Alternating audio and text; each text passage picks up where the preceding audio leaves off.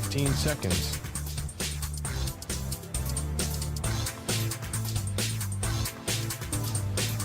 Break ends in 5 seconds.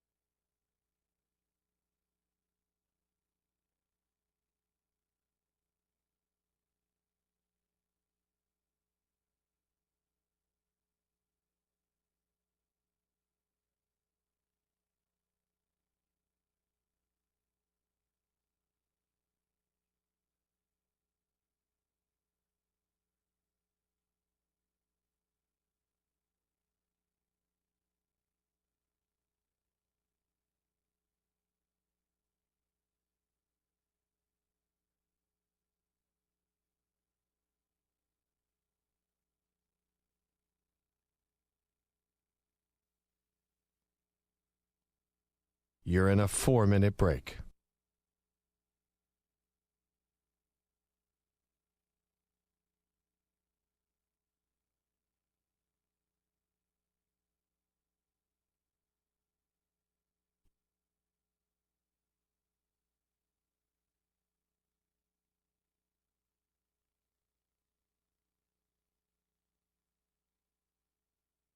Three minutes, 30 seconds remaining.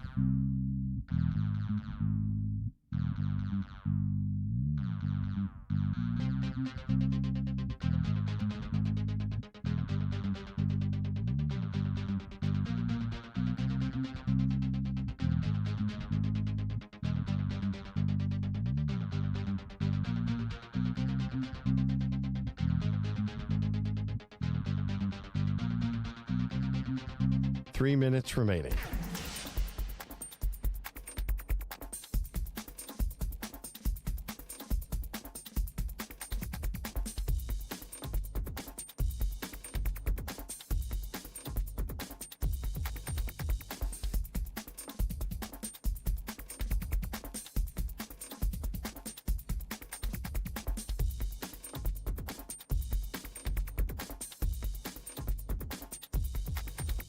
Two minutes, 30 seconds remaining.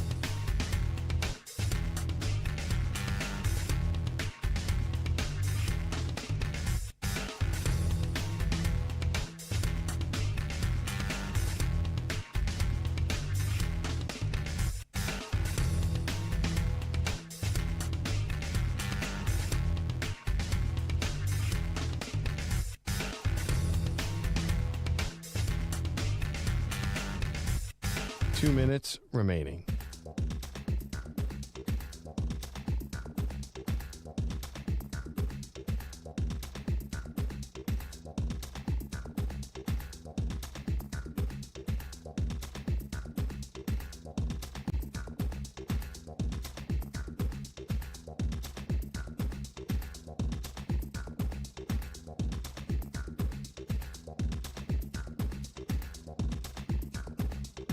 One minute, 30 seconds remaining.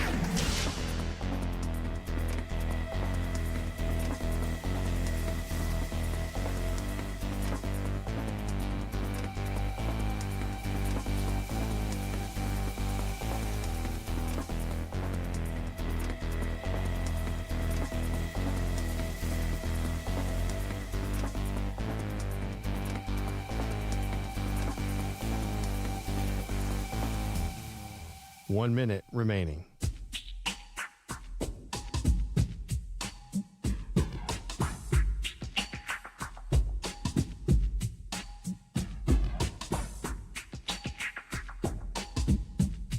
Forty-five seconds remaining.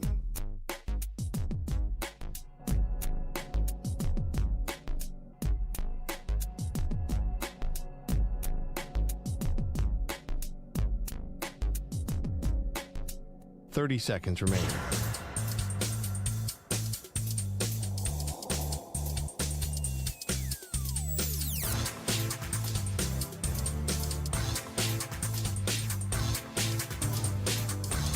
Fifteen seconds.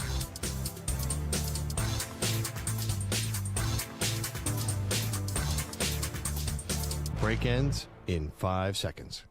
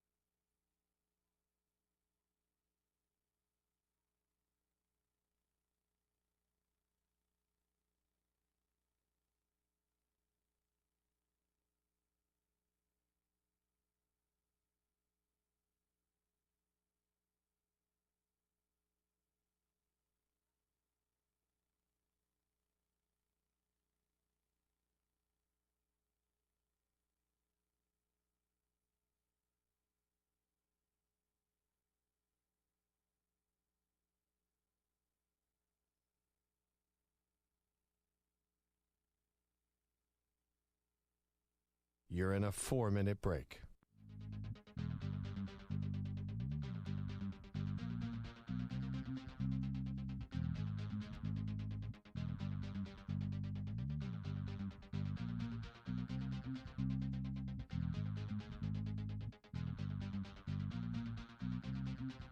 Three minutes remaining.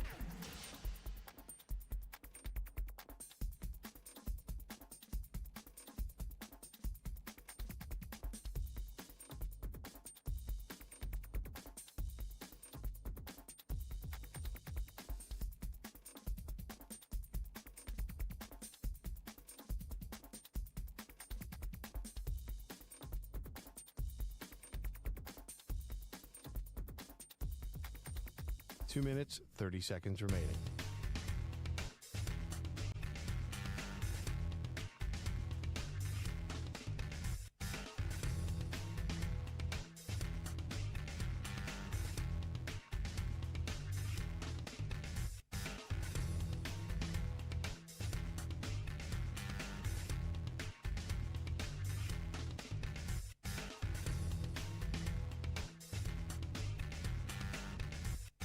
Two minutes remaining.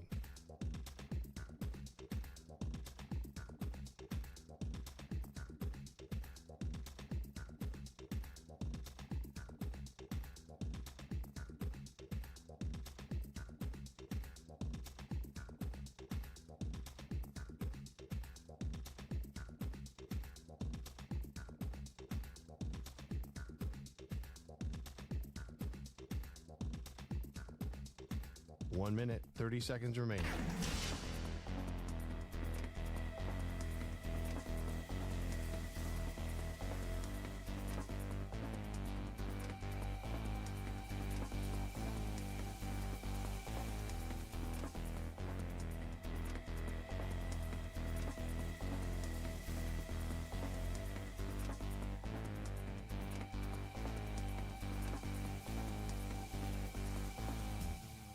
One minute remaining.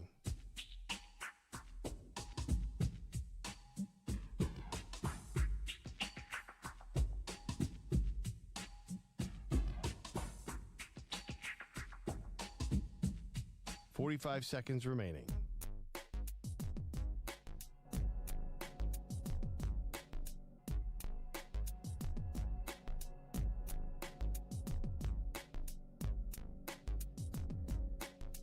Thirty seconds remaining.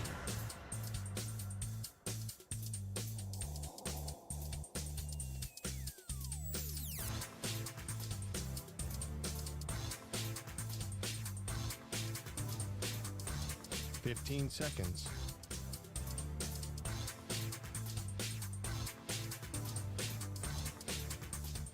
Break ends in 5 seconds.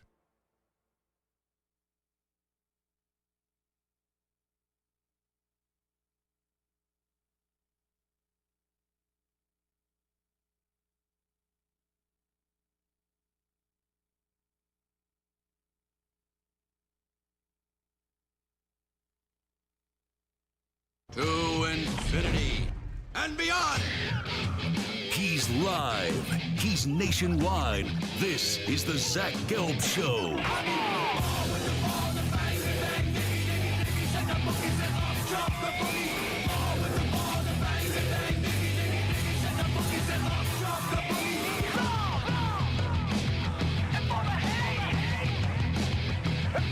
Here's your host, Zach Gelb.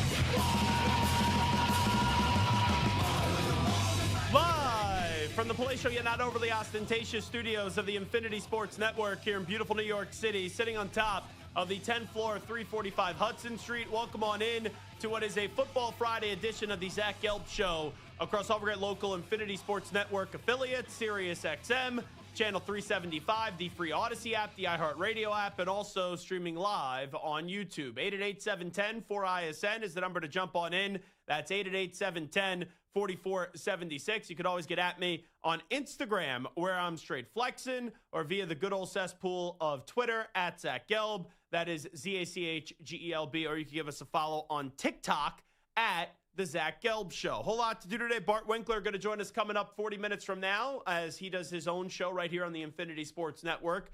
weeknights from 10 p.m. to 2 a.m. Eastern time on many of these same stations. So we'll do a little NFL picks 40 minutes from now with Bart Winkler. We'll get to the football, as that was a crappy game turned into a good game last night to kick off week 4 of the NFL season. And I'll tell you, I don't know why I was down on the Ryder Cup. Like, I didn't feel a good amount of buzz and juice. And it's weird that I didn't feel that because it's in my backyard, pretty much of where I grew up on Long Island. And maybe it has something to do with once the show ends tonight on a Friday, I have to go get in a car and drive 2 hours to South Jersey tonight because I have a wedding that I'm in tomorrow. So I got to go down there later tonight. And then I got to get up early for all the festivities that do happen in the morning. So maybe because of the fact that I was not able, and I'm a big event guy. If you know this, listening to this show, I go to so many events, so many sporting events. So the fact that I was not able to go to the Ryder Cup because I'm doing the show today, not going to miss a football Friday. Then you have the action over the weekend, and I'm going to be in a wedding, and then I got to work on Sunday doing Sunday morning football. And then obviously, I also do have the Cowboys this weekend. It's a big one this on Compass Media Networks with the Cowboys and the Packers and the return of Micah Parsons. I just wasn't feeling the buzz with the Ryder Cup. And I don't know why. There's just sometimes you have athletes that you don't like that other people do enjoy. And it's probably because I'm a Tiger Woods guy. And when Tiger Woods was going through his self-inflicted problems, Rory McIlroy became the guy. I never was a fan of Rory. And the moment I saw a video yesterday from the practice round where Rory's buttoning up a shirt and you have one of the fans at Bethpage Black, and thankfully we don't have to call them patrons because we're not at Augusta, and he made a choking reference to Rory McIlroy. That really got me fired up. And I did enjoy seeing Rory miss a putt today and then the U.S. getting that hole. Now, it was a terrible start for the U.S. as they're down pretty big right now, but we'll see how it goes in the afternoon and all this stuff is ongoing. So I was locked in to the Ryder Cup this morning, and I have it on in the studio. So I guess we'll give you some updates. I'm going to be fully transparent. The scoring system is a little bit confusing to me. It is team golf, so it's a little bit tough to follow and hard to keep up, but we will do our best to try to keep you somewhat engaged on the golf because I do find this entertaining. And quite frankly, I said it to Samter earlier in the week, and Samter agreed with me. I go, this Ryder Cup has no juice, no buzz. I feel like there's no national buzz or juice with it. And then today I was sitting there, and I was rooting against the Europeans and hoping that the U.S. could start to mount the comeback and start to have a pulse in this thing. Because early this morning, it was ugly. It was really ugly. It kind of looked like the Seahawks up against the Cardinals last night. Early, it looked like Seattle was going to run away with it. And then Arizona slowly got back into the game. So let's start off with the positive with Seattle. Their defense in the second half was not great. I do think for the majority of this season, though, the defense is going to be good. And that defense has been their strength and their bread and butter through now the first 4 weeks of the NFL season for them. But you look at that team down the stretch, it started to be a very good night, and it was quickly turning into a disastrous night when you started to have that comeback by the Arizona Cardinals, because that was a close game for a while, but it was a crappy close game. For a while, I was looking at it and I go, ugh, I've had enough of Sam Darnold. I've had enough of Kyler Murray. I've had enough of Marvin Harrison Jr. And then Seattle started to flex their muscles and show that they're a better team than the Arizona Cardinals. But when that game got tight, when that game was on the line, Sam Darnold stepped up and he made some big throws to Jackson Smith and Jigba. And I know I've been critical of Sam Darnold. How can't you be for the majority of his career with the way that it's gone? Last year, he did have some good moments, obviously, and a little career rejuvenation and renaissance. And then the last 2 weeks of his run in Minnesota, it was ugly with the stinker up against the Detroit Lions. And in the postseason, he did not perform well up against the LA Rams in that Vikings-Rams postseason game. So it just wasn't a good end, but it was a season in Minnesota that was more successful than unsuccessful. Now, he goes to Seattle. I thought that was a fine move for Seattle. And I know with the way that the contract is structured, it does give him an out with how much quarterbacks are played and the way that the guaranteed money is structured. I think he's only getting like $50 million guaranteed or something like that. So they basically, if you look at the average going rate or the high-end rate of what it is for a quarterback in the NFL, if let's say a year from now, the Seahawks look at Sam Darnold and they're like, he's a disaster, they could easily get out of that because of the way that the contract is structured. Now, with that being said, I don't think we're ever going to see the jet version of Sam Darnold again. Like, don't get me wrong.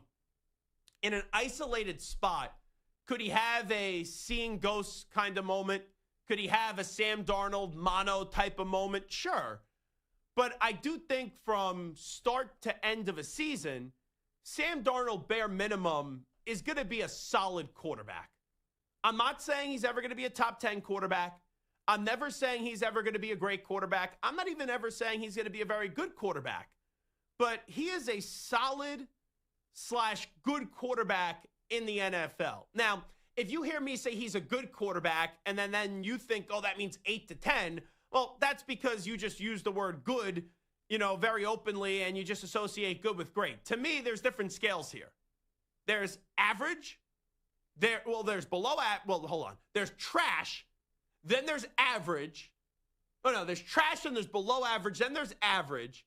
Then there's good. Then there's very good. Then there's great. Then there's elite. So there's a lot of different levels. For a lot of people, it's either you're good or you're bad. For me, it's a little bit different, and I'm more particular when it comes to evaluating these quarterbacks. But I do think Sam Darnold is solid. You know who Sam Darnold really is? He's probably a better version than Geno Smith. Where I look at Sam Darnold, is he ever going to be a top 10 quarterback? No. Can he have a week or two where he looks like a top 10 quarterback? Yes. But from game one through 18 weeks of an NFL regular season, you're never going to sit there, regardless of what the stats say, and go, oh, Sam Darnold is a top 10 quarterback for an entire season in the NFL. But Sam Darnold can be probably in his best season, like the 13th best quarterback in the NFL, to probably like the 17th or 18th best quarterback in the NFL. You can win games with Sam Darnold. You maybe even could win a playoff game with Sam Darnold.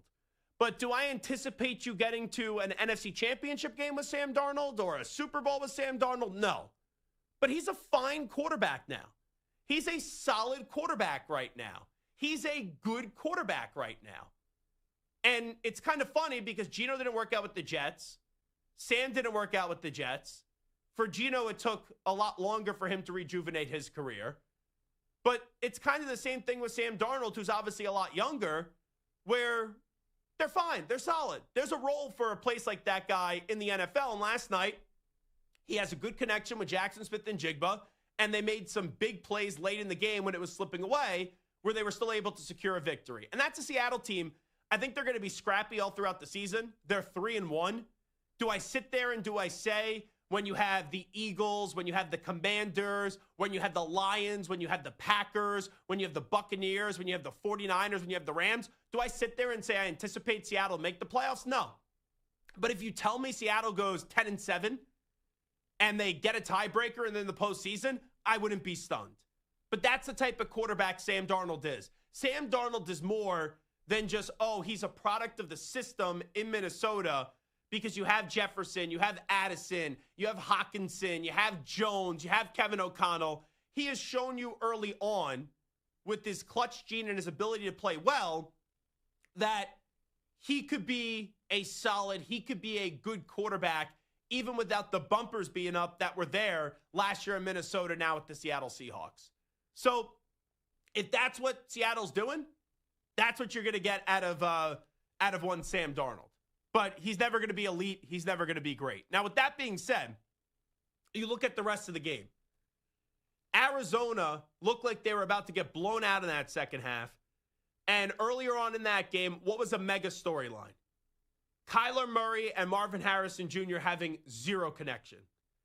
And on the play where there was an interception that Kyler got bailed out because it was a fumble, and then the Cardinals recovered it. I know Marvin Harrison Jr. stopped running, But even if he continued to run, he wasn't catching that football because it was a horrible throw. And for Kyler Murray, there were moments in that game last night where I'm sitting there saying, we're now 7 years in with him, and I just don't think he's ever going to reach his potential. But then as the game did go on, and later on, right, Marvin Harrison Jr. had the ball hit him in his hands. This one wasn't on Kyler Murray. And then the ball goes into the hands of another team. You're sitting there and you're saying, oh boy, this is a problem with Marvin Harrison Jr. And the word, the yips, are kind of getting thrown out there. And you could tell there's a mental struggle. And I felt really bad for Marvin Harrison Jr. last night at times. Because here's a guy, right? His father is Marvin Harrison Sr., right? We all know what Marvin Harrison was as a football player. He's in the Pro Football Hall of Fame with the Indianapolis Colts. And here you have Marvin Harrison Jr., who was the guy, like one of the best players in college football at Ohio State. And when that draft happened, I remember saying, hey, I think Marvin Harrison Jr. is the biggest lock out of any player in his draft class 2 years ago to be a Hall of Famer. And year one, he wasn't horrible, but he wasn't great. He wasn't elite. And you've seen what some younger wide receivers have done, whether it's a Malik Neighbors, a Brian Thomas Jr., a Puka Nacua, a Jamar Chase, a Justin Jefferson, the immediate impact that those wide receivers have in their rookie season, whether they were picked in the first round or whether they were picked in the fifth round. And Marvin Harrison Jr. last year just wasn't good enough. So heading into this year, there were a lot of high expectations, and there was a confidence in that building in Arizona that he was going to have a monster season. And last week or earlier on in the season, you saw that Kyler Murray wasn't getting the ball. And then last week, he just couldn't catch the ball, and he was wide open at times, and he kept on dropping it. So going into this one after what was a terrible start for Marvin Harrison Jr., you're seeing the pain. You're seeing the blank stare that he has on the sideline. And I felt really bad for him. But as the game did progress, and you see how much of a mental struggle it is right now, because even in a positive moment, when he scored that touchdown, it was almost like you took a 400-pound boulder right out of his chest, right off of his shoulders. Because when he scored that touchdown, he dropped to the floor, and you could tell he could breathe, and it was a sigh of relief. And then later on in the game, he made a clutch catch to extend the drive where they eventually did go on to tie the game. So hopefully that is a night for Marvin Harrison Jr. where, yes, it was an ugly beginning. But hopefully with the way that it ended, it's a moment that could start to ignite his career. And it's a moment where you could look back at it and say, okay, that's where the light bulb went off. That was the turning point. That was the moment where he overcame adversity and then goes on to be the player that we all think he can be. Now, at the end of the game, two things.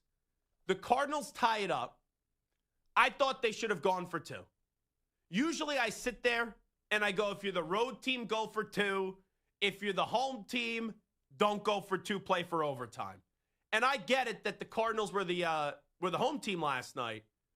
But I thought in that moment, with the limited time left and knowing that Seattle could still get into field goal range, as there was 30 seconds left, and you just get two big throws and then boom, right? You end up getting the walk-off field goal, right? That's what you're thinking. Now, we'll get into the kicking problem in just a bit, but I'm thinking to myself, just go for two in that moment. You had no shot to win the game. You're down a point.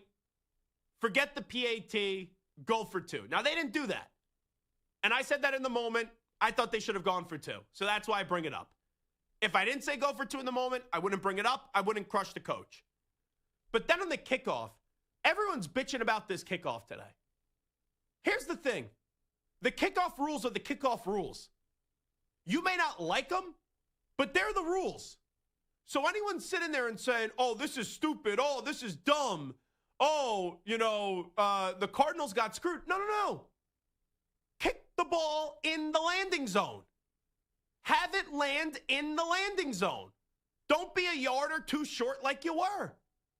It's that simple. The rules are the rules. I don't care if you don't like them. They're the rules. And the ball was obviously short, and that puts the ball at the 40. Now, I will say, if you want my thought on the kickoff rule, I've been saying this for the last 2-3 years. I've been saying this for the last decade when they first ever started tinker with it. In college, does anyone bitch about the kickoff? Does anyone bitch about the player safety on the kickoff in college? No. But in the NFL, because the NFL is so selective with player safety, we sit here and we go, oh, we got to change it because the kickoff rule, it's an unsafe play, so we got to change the rule, and then we got to alter it again. Just go back to how the kickoff was when I was growing up. It's football. You know, I understand you want to be cognizant of player safety. I understand you want to put some things in place to help out player safety, but I don't think the juice is worth the squeeze on this one. I really don't. And you know what doesn't make sense? Some people like the kickoff rule. I thought it was mainly positive through the first few weeks of the season, and I guess week 4 is when it starts to turn. So if you're a Cardinal fan today that's saying this, like, oh, we got screwed. No, you didn't get screwed. The rule is the rule. Put the ball in the landing zone or kick the ball in the back of the end zone. It's that simple. But yes, failing to kick the ball off properly, put the Seahawks on the 40, and then shortly after that, they got into field goal range, and then boom, they end up kicking the walk-off field goal. That's why I go back to it and say go for 2. Because they're going to line up for the kick. Sure, if they miss it and then you don't get the 2-point conversion, then you know the kick doesn't matter anyway. But if you make it and they go and they make the kick, then okay, you lose. But if they miss it, then you win. That's why I thought they should have gone for the 2-point conversion in that spot. So that's pretty much Thursday Night Football. That's how we get week 4 started off. It is the Zach Gelb Show on the Infinity Sports Network. When we come on back, I actually think that Prime Video crew is pretty damn good. Ian Rappaport is a good addition. Carissa Thompson's very good at her job. She's a fun host. Tony Gonzalez gave you something last night.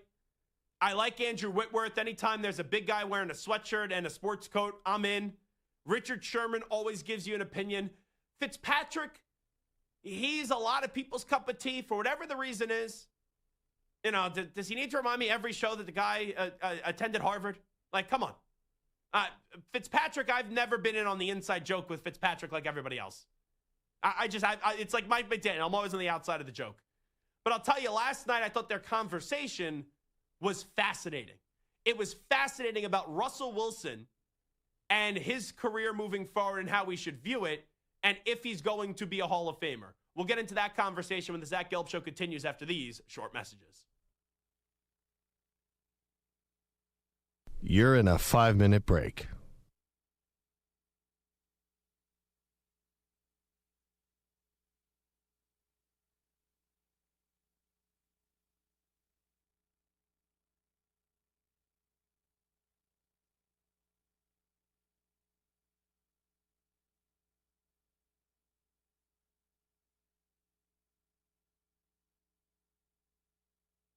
Four minutes, 30 seconds remaining.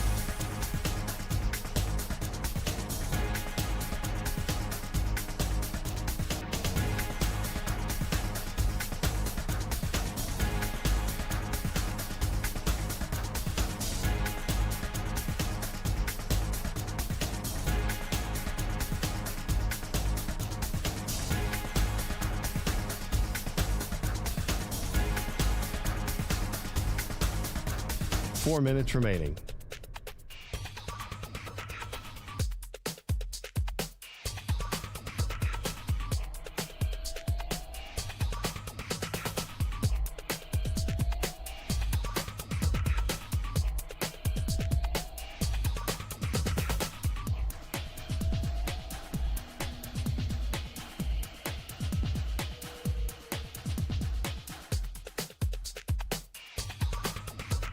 Three minutes, 30 seconds remaining.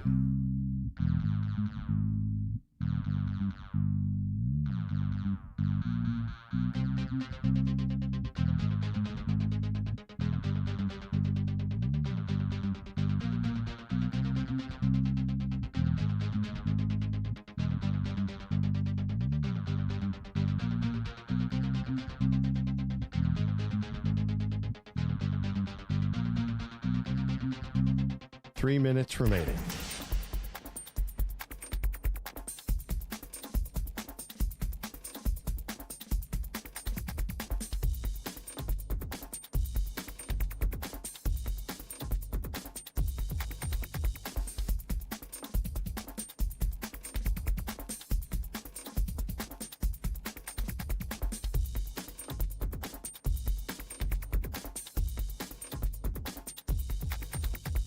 Two minutes, 30 seconds remaining.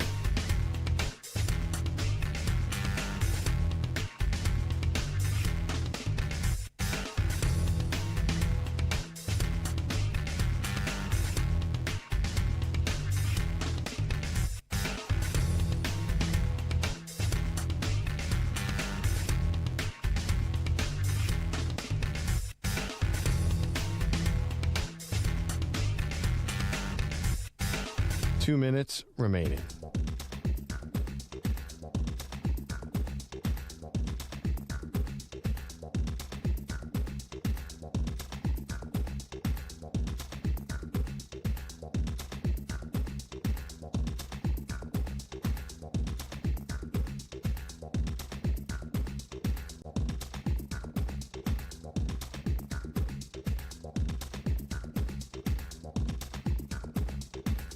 One minute, 30 seconds remaining.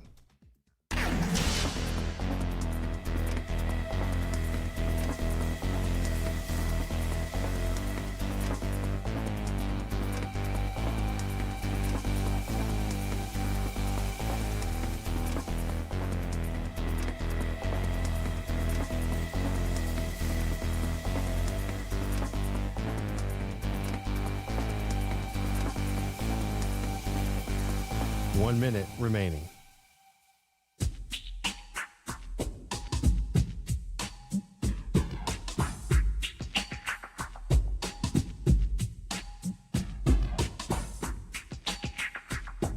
Forty-five seconds remaining.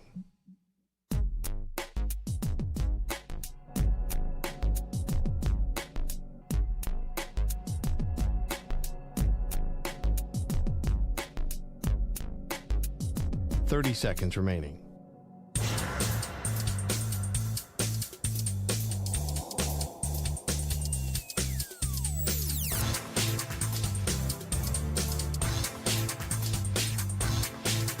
Fifteen seconds.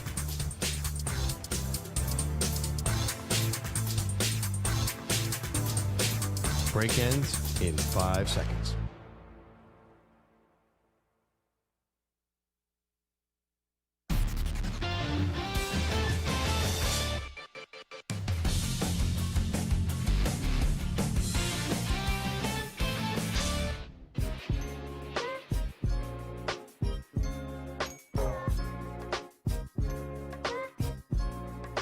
Welcome back to the Zach Gelb Show on the Infinity Sports Network.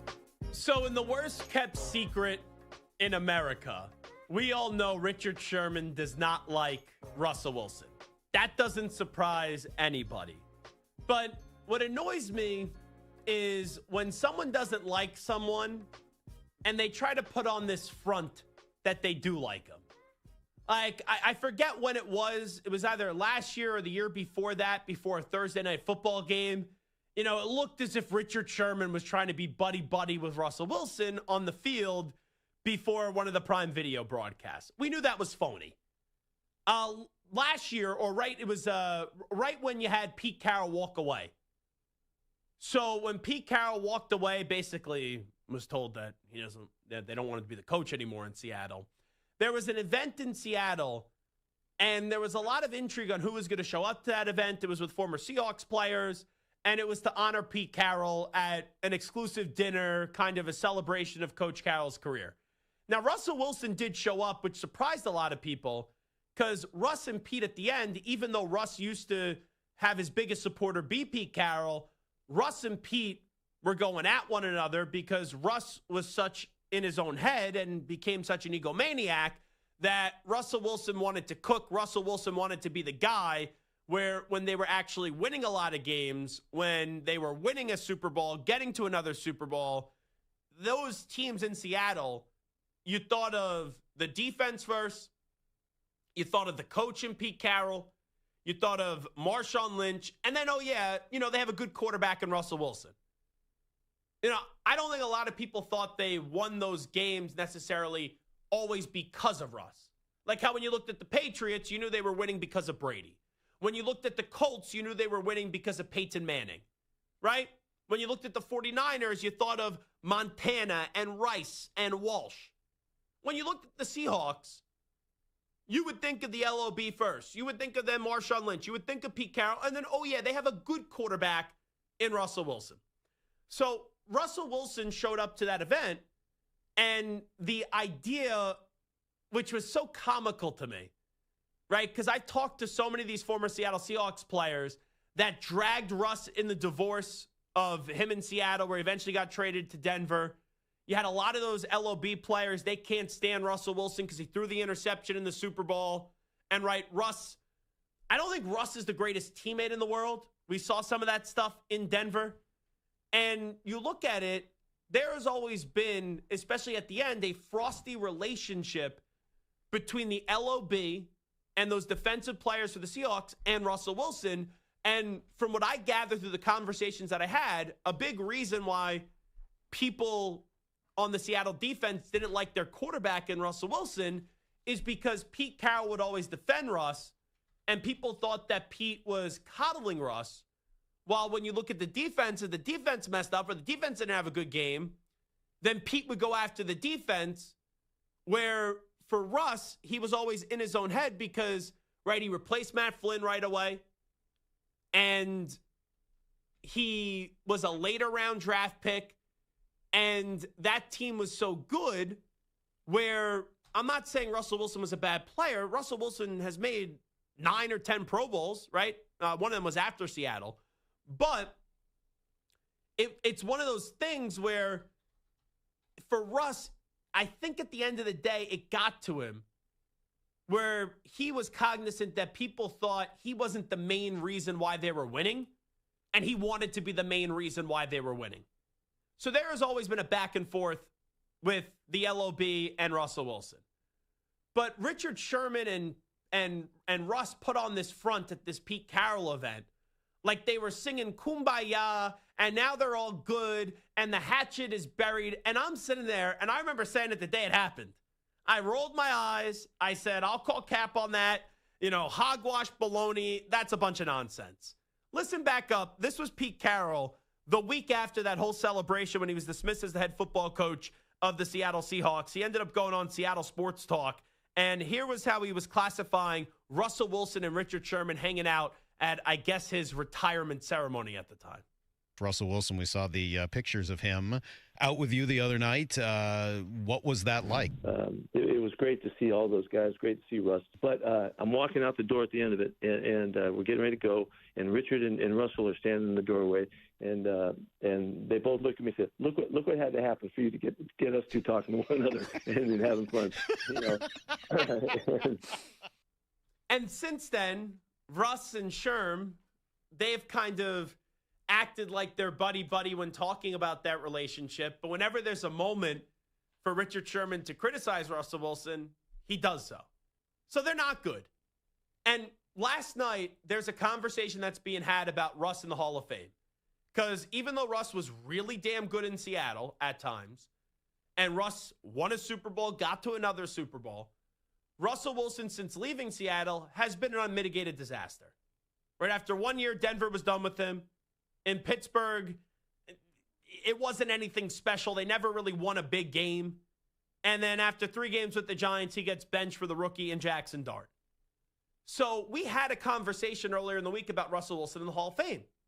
I think it's fair game to have that conversation, right? And I think it is an interesting debate. And if you want to tell me Russ is a Hall of Famer, I won't crush you for it. And if you want to say Russ isn't a Hall of Famer, I won't crush you for it either. So I'm watching this Prime Video segment last night where you have Carissa Thompson, you got Ryan Fitzpatrick, you got Tony Gonzalez, you got Big Wit, Andrew Whitworth, and you got Richard Sherman. So this is how the conversation started. This is Tony Gonzalez, who's not really usually opinionated, and he gave a clear opinion on what he thinks, and Tony Gonzalez is a Hall of Famer, on what he thinks about the future Hall of Fame status of one Russell Wilson. Do you think we've seen the last of Russell Wilson? Honestly, I hope we have. And I say that because just looking at him and his career, his legacy, like you talked about, if ever there was somebody who played himself out of a Hall of Fame, it's Russell Wilson. I just don't know if it's going to get any better, and I don't want to see him on a sideline holding a clipboard, and I don't know how's it going to get better. And that's the thing. The conversation to Tony was, do you think we've seen the last? And he's like, yeah, I hope we've seen the last of him because he's playing himself out of the Hall of Fame. So as this conversation is going, who do we want to hear his opinion about? You know, Russ, who do we want to hear the opinion of Russ in the Hall of Fame? Richard Sherman, he played with the guy. And I thought Russ and Richard Sherman, after that Pete Carroll event, right, what they were trying to sell us, everyone's all friendly. Baloney. Because could you imagine Justin Tuck sitting there and saying, yeah, I don't think Eli Manning should be a Hall of Famer? Could you, Sean Merriman, we have him on the show all the time. Anytime we talk about Phillip Rivers and the Hall of Fame, Sean Merriman says you're an idiot, a moron, and you're dope if you don't think Phillip Rivers is a Hall of Famer. So here's Richard Sherman talking about his teammate in Russell Wilson and his Hall of Fame status.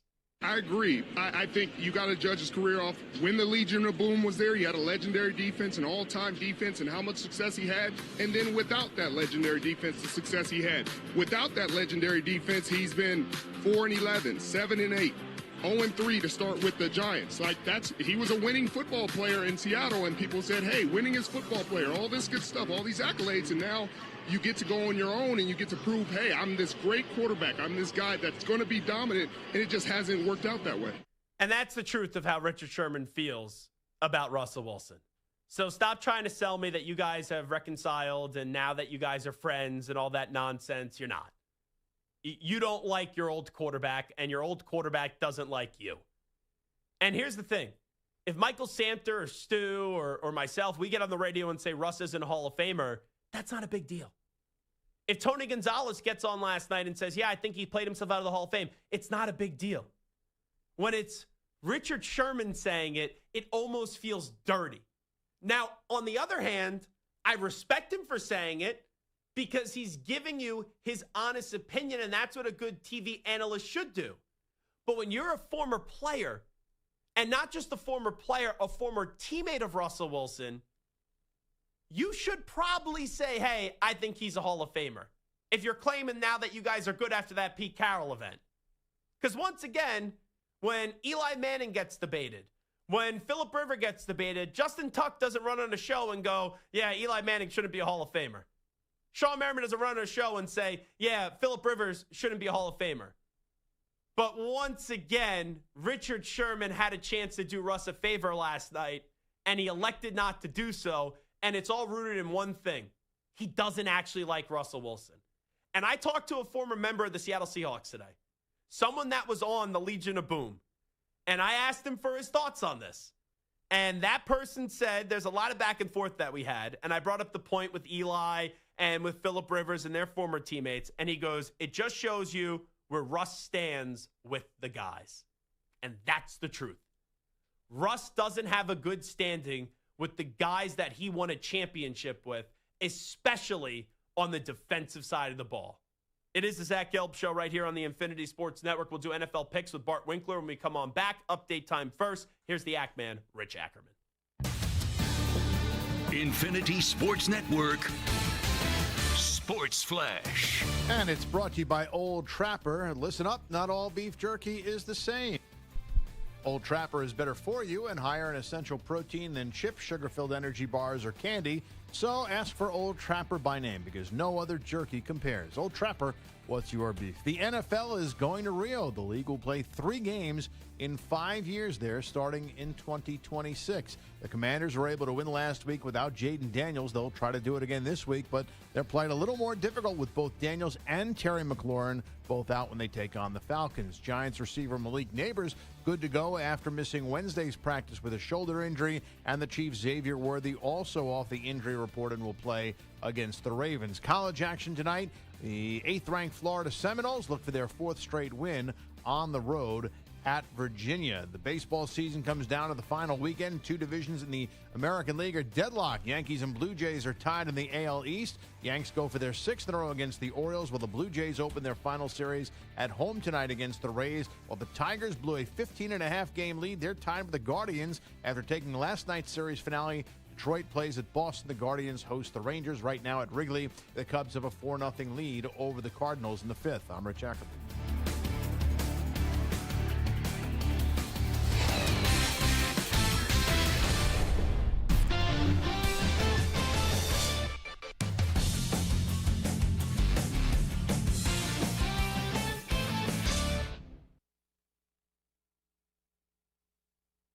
You're in a 5-minute break.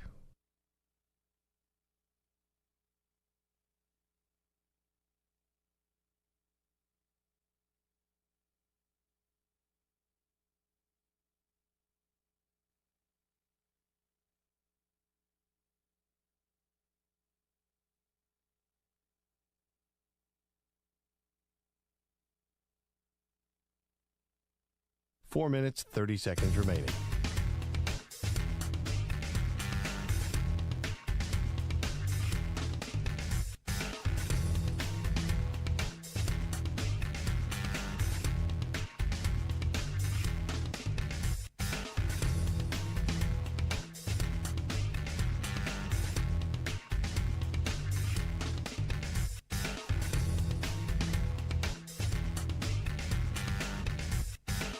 Four minutes remaining.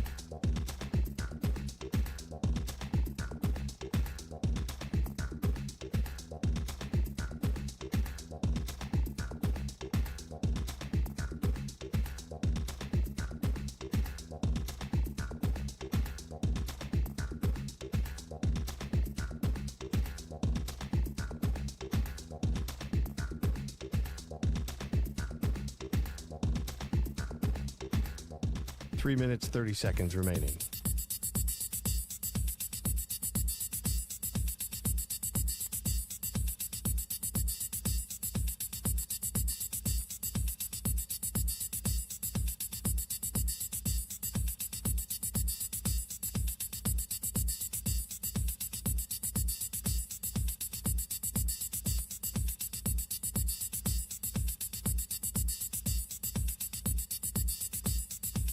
Three minutes remaining.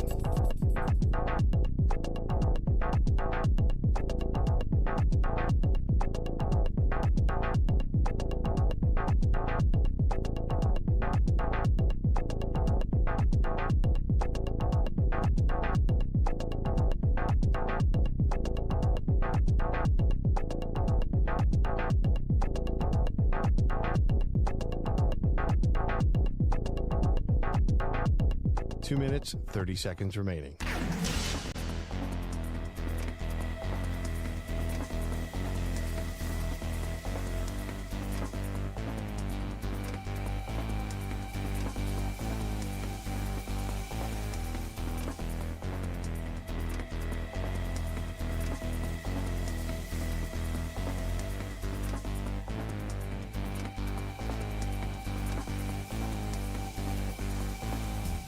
Two minutes remaining.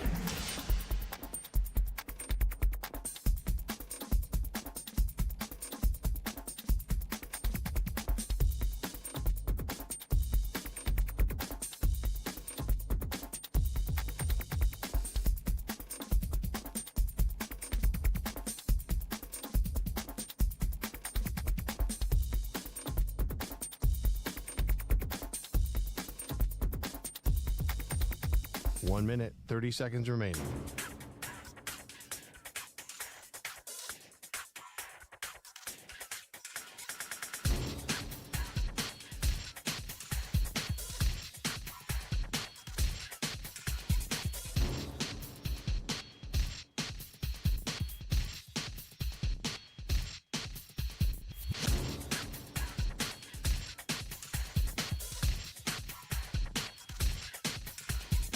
One minute remaining.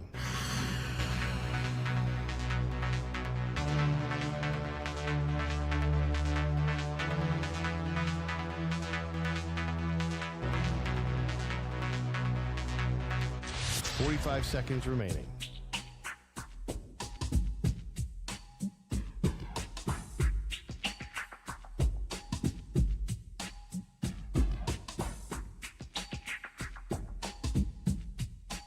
Seconds remaining.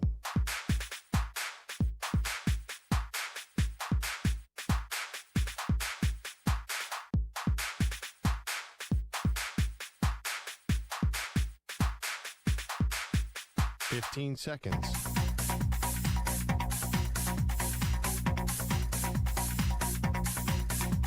Break ends in 5 seconds.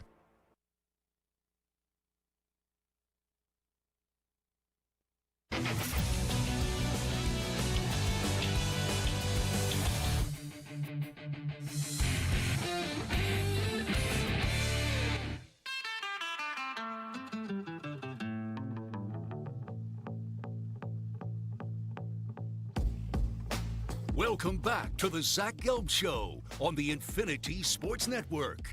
It's time to ask the pros. You, the listener, gets to ask us a question brought to you by O'Reilly Auto Parts. Simply tweet your question at INFSportsN at Zach Gelb using the hashtag Ask the Pros. Be listening later in the show. We might answer your question. Think O'Reilly Auto Parts for all your car care needs. Get guaranteed low prices and excellent customer service from the professional parts people at O'Reilly Auto Parts. O'Reilly Auto Parts. You know, I'm in a PO mood today. You know, this whole week, earlier in the week, I had a cold. Then the last 24 hours, my stomach is killing me. I don't drink soda. I don't. The only time I drink soda is when I have alcohol. But I don't like drinking soda. So I go into the newsroom during the break, and there's a vending machine. And I'm looking for a ginger ale. And all we have is Coke, Pepsi, Coke, Pepsi, Coke, Pepsi. And then I see that there is a can of ginger ale. But it's zero sugar ginger ale, which sometimes does upset your stomach. But I said, I had to belch during the break, if I'm just being honest with you.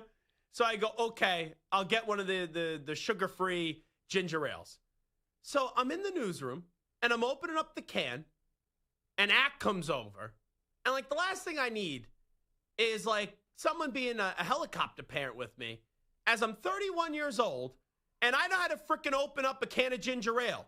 So it makes a little noise, right? Because it comes shooting out of the vending machine. And Ack's like, oh, you got to wait there, Chief. You got to wait to open it.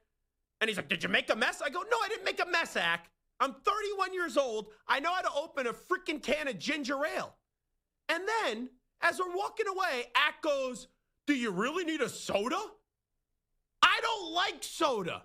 I'm sitting here doing a show all through the week. I work like a dog in football season. You know, I go to every freaking event possible. I've been fighting a cold all week. The cold finally goes away. I have a stomach ache, and I need Ack basically standing over my shoulder, breathing down my neck because I need a ginger ale so I can get through the show. And I'm in a wedding tomorrow, so I'm not feeling well going to the wedding. You know I'm going to have a few drinks at the wedding. On Sunday, I got to do Sunday morning football, and I got the Cowboy game at night. If I want a freaking ginger ale, let me have a ginger ale and get the bleep away from me. Oh, my God. I can't even get a ginger ale in this place, in this GD place, and I can't even have a ginger ale peacefully. And, you criticize the way that I open up the ginger ale Ack. Then you accuse me of making a mess when I didn't, and the ginger ale is all in the cup. And then you make a comment walking away. Do you really need the soda? Yeah, Ack, I'm not feeling well. I never drink soda. Oh, my God. All right, let's get to another curmudgeon. Bart Winkler. Bart, how are you? I know you would appreciate a good rant as before we bring you on. It was refreshing to hear that. One, I thought, does he not know I'm sitting here? No, I knew you were there. Sorry. Things happened during the break that just set me off, and I have to continue. Well, sometimes I will tell these stories on my show that I feel like this is the most mundane thing that I could ever say. Now I feel like, okay, I feel like I've been given some grace. You know what? You actually do it right. You do the show in Milwaukee. You don't have to see anyone here in the building. There are some days where I wish I did the show in, I don't want to say an obscure place, but you get the point. Not where everyone is here and everyone is pretty much based out of. There are some days where I'm like, just throw me in a studio where I don't have to interact with anybody and let me just do the bleeping show without everyone giving me a comment. I would rather do what you're doing because I am like a sitting duck in the middle of the night on some converted farmland. One night I left. You want to talk about hick country, flyover country. One night I couldn't use the door that I want to use to get out of the building because there was a deer standing looking at me through the door. Maybe it didn't like one of your takes. No, he did not. He did not like it. I feared the deer there. Maybe he was like, I heard what you said during the pandemic. I have an issue with you. I'm going to go after you, Bart Winkler. Maybe that's what the deer ended up doing. This deer was wearing a mask. Well, so it is good to have you back on the show. Real quickly before we get to picks, and we'll give 3 picks each. And if we pick the same game, we pick the same game. It doesn't matter. Give me your thoughts on your Green Bay Packers after starting off the year 2-0, everyone crowning them Super Bowl champions, and then losing me a spot in a survivor pool last week because they couldn't beat the lowly Cleveland Browns, gagging away that game. It was very interesting reaction around Packer Nation because a lot of people were using that to criticize Jordan Love, and that was a bad interception he threw late in the game. As the Browns had been getting pressure on the Packers, the offensive line was banged up. And the Browns front is very good. So, okay, the Browns win. You lose some of these dumb games. Quarterback didn't play great. And I don't understand the criticism for Love was like, it wasn't just like, oh, that was a bad game, Love. It was, oh, he's not the guy. And I'm like, what are you doing? And I'm like, why is this happening? And people are like, well, he's not Aaron Rodgers or Brett Favre. Of course he's not. I mean, be grateful that you can go starter, but now the bar is you have to go Hall of Fame. So I did not like that.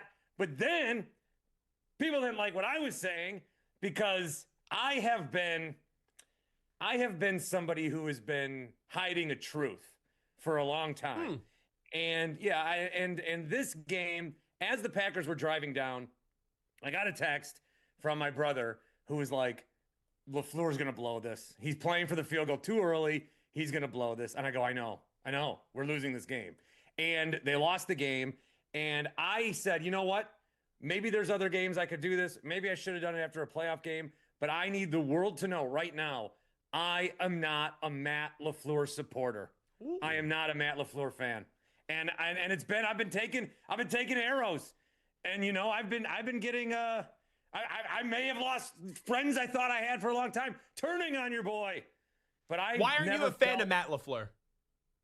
I think Matt LaFleur is a good coach, but once he gets in a high-pressure game or situation, he gets too small, he panics, he malfunctions. I've always said that if you give Matt LaFleur an assignment and he has a day to go home and think about it and come back, he'll ace the quiz. I mean, he will do it. But if you give him a pop quiz and he's got to think on his feet, he's gonna freeze. He cannot react in those situations. So the interesting part to me, and I know you've seen a larger sample size, you're down on LaFleur, but you're not down on the quarterback in Jordan Love. What's the difference there? Just wondering. Well, I don't expect Jordan Love to be a Hall of Famer, and I think that's the expectation for other people just because of who he's following. Someone's like, oh, at best he's Jay Cutler. Oh, at best he's a 10-year starter? Oh, no. What will we do? Why? No. LaFleur had 2 MVP years of Aaron Rodgers. He's been able to, let Jordan Love simmer for 3 years of him now, blowing playoff games at home. Matt's got to get it done this year, man. He's got to get it done. All righty, let's get to the music. We'll get to NFL picks with Bart Winkler on the Zach Gelb Show.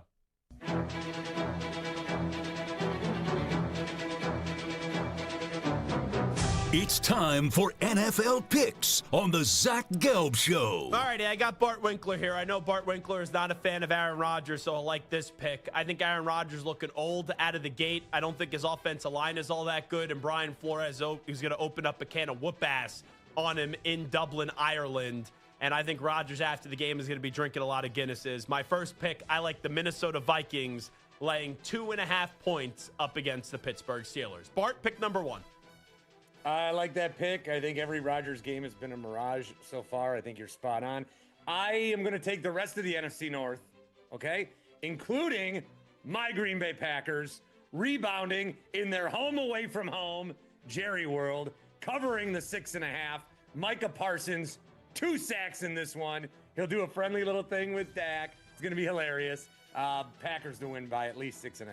All righty, so there you go. Bart's first pick, Packers laying 6.5 in Jerry's World up against the Cowboys. My second pick, I'm going to go to Sin City. The Bears are playing the Raiders. Just as of yesterday at one point, the Bears were a 1.5 favorite.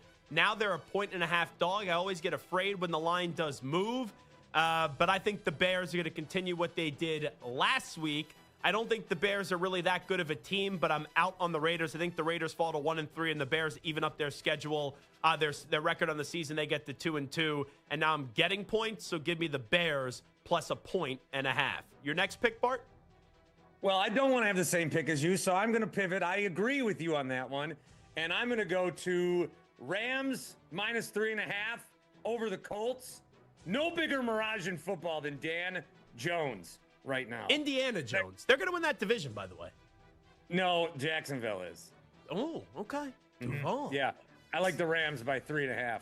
Okay, so Bart takes the Rams laying 3.5. And then for my final pick, I guess I'm just all over in my picks this week, the NFC North, but the Green Bay Packers, and that's not intentional because Bart is here, but I just realized it. My whole picks were NFC North. You're stealing my bit. Well, you could pick the same games. I told you that going in. Lame. Yeah, so I'm going to take the Lions laying 9.5 up against the Browns. The Browns won last week. I still don't know how they won last week. Dan Campbell and company got things rolling as well last week in what was an awesome spot, actually the beginning of this week on Monday Night Football up against the Baltimore Ravens. Give me the Detroit Lions at home laying 9.5 points. And your final pick there, Bartholomew. Well, it was that, but I'm not going to I agree with every one of your picks. Well, that means they're all going to lose now. I know. So I'm going to take the Bengals plus 7.5 in Denver. Okay. I think that game's going to be close, and I think that game's going to be sloppy. And we have for no other reason than I have an anti-Sean Payton agenda. Oh, that's fine. But Monday night, geez, Jets and Dolphins, Bengals and Broncos, PU. I only got a minute here. You know how our clock works. Are the Chiefs going to miss the playoffs? As your producer, who I slammed over the summer, Carlos with a K, did predict before the season started. They could. I mean, if they lose this game and go 1-3, their schedule's a lot tougher than the Ravens coming up. Yeah, by the way, if the Ravens lose, they're still going to have 9 wins by, December. They're going to be fine. Your producer, by the way, still owes me dinner. He lost a bet to me last year, and he hasn't paid up. So you may want to bring that up to him. He owes me dinner. He owes me a lot of grief, stress, and heartache and time back. Yeah. So the picks, Vikings laying 2.5, Bears plus 1.5, Lions laying 9.5 for my 3 picks. Bart goes to the Packers laying 6.5, the Rams laying 3.5, and the Bengals plus 7.5. Bart, appreciate the time as always. Make sure you listen to Bart tonight on a Football Friday right here on the Infinity Sports Network from 10 p.m. to 2 a.m. Eastern time on many of these same stations. Thank you, Bart. Bye, boo-boo. There you go. The great Bart Winkler joining us on the Zach Gelb Show on the Infinity Sports Network, where Bart doesn't yell at me and make all these comments about me having a ginger ale. Oh, my God. Still can't believe that. Well, come on back. Got some questions. Hopefully, I'll give you some answers. We'll do onside, offside. Next.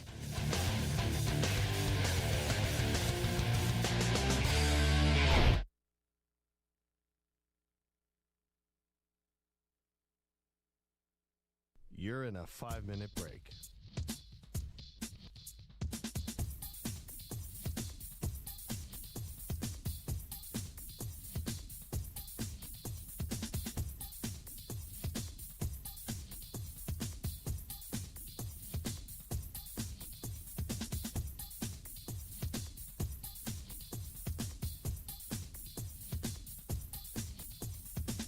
Four minutes, 30 seconds remaining.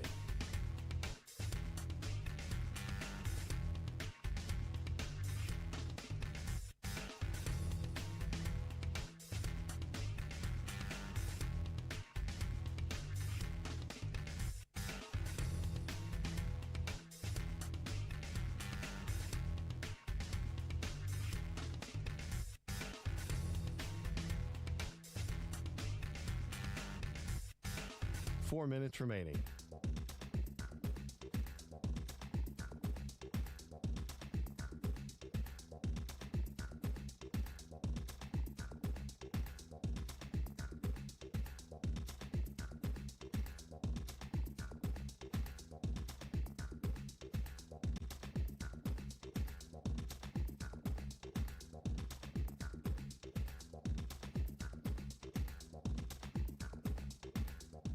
3 minutes, 30 seconds remaining.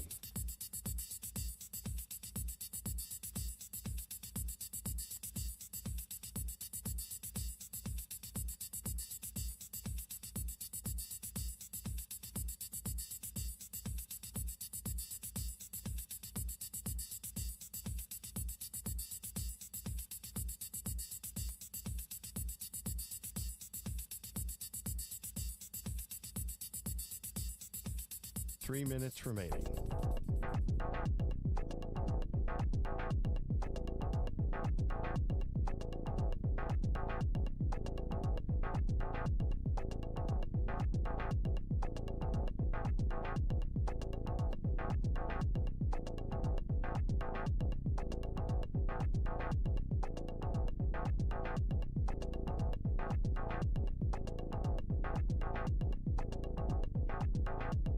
Two minutes, 30 seconds remaining.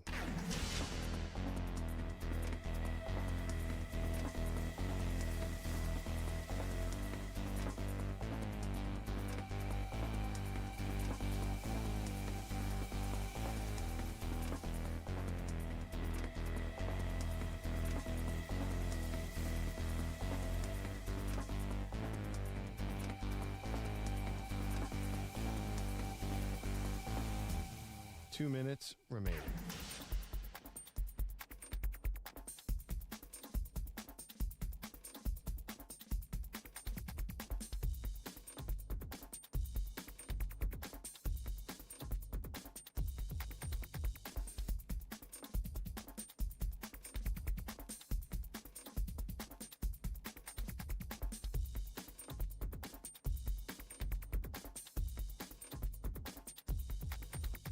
One minute, 30 seconds remaining.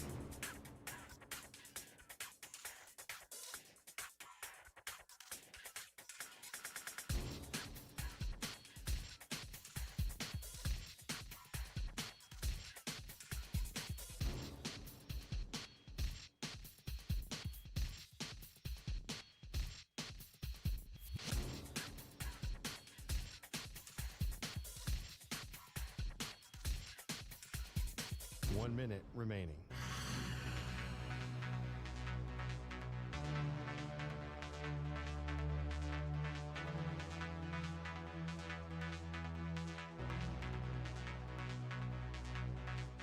Forty-five seconds remaining.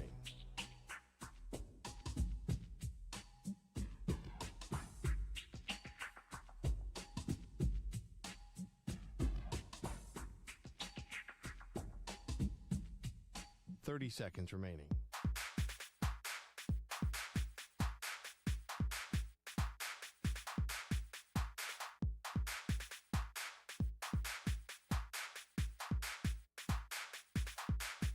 Fifteen seconds.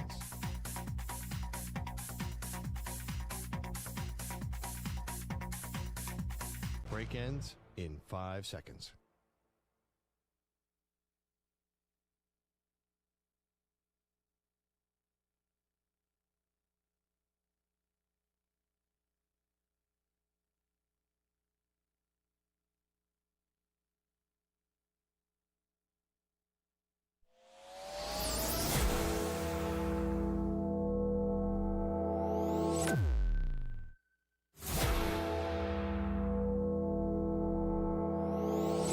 Infinity and beyond.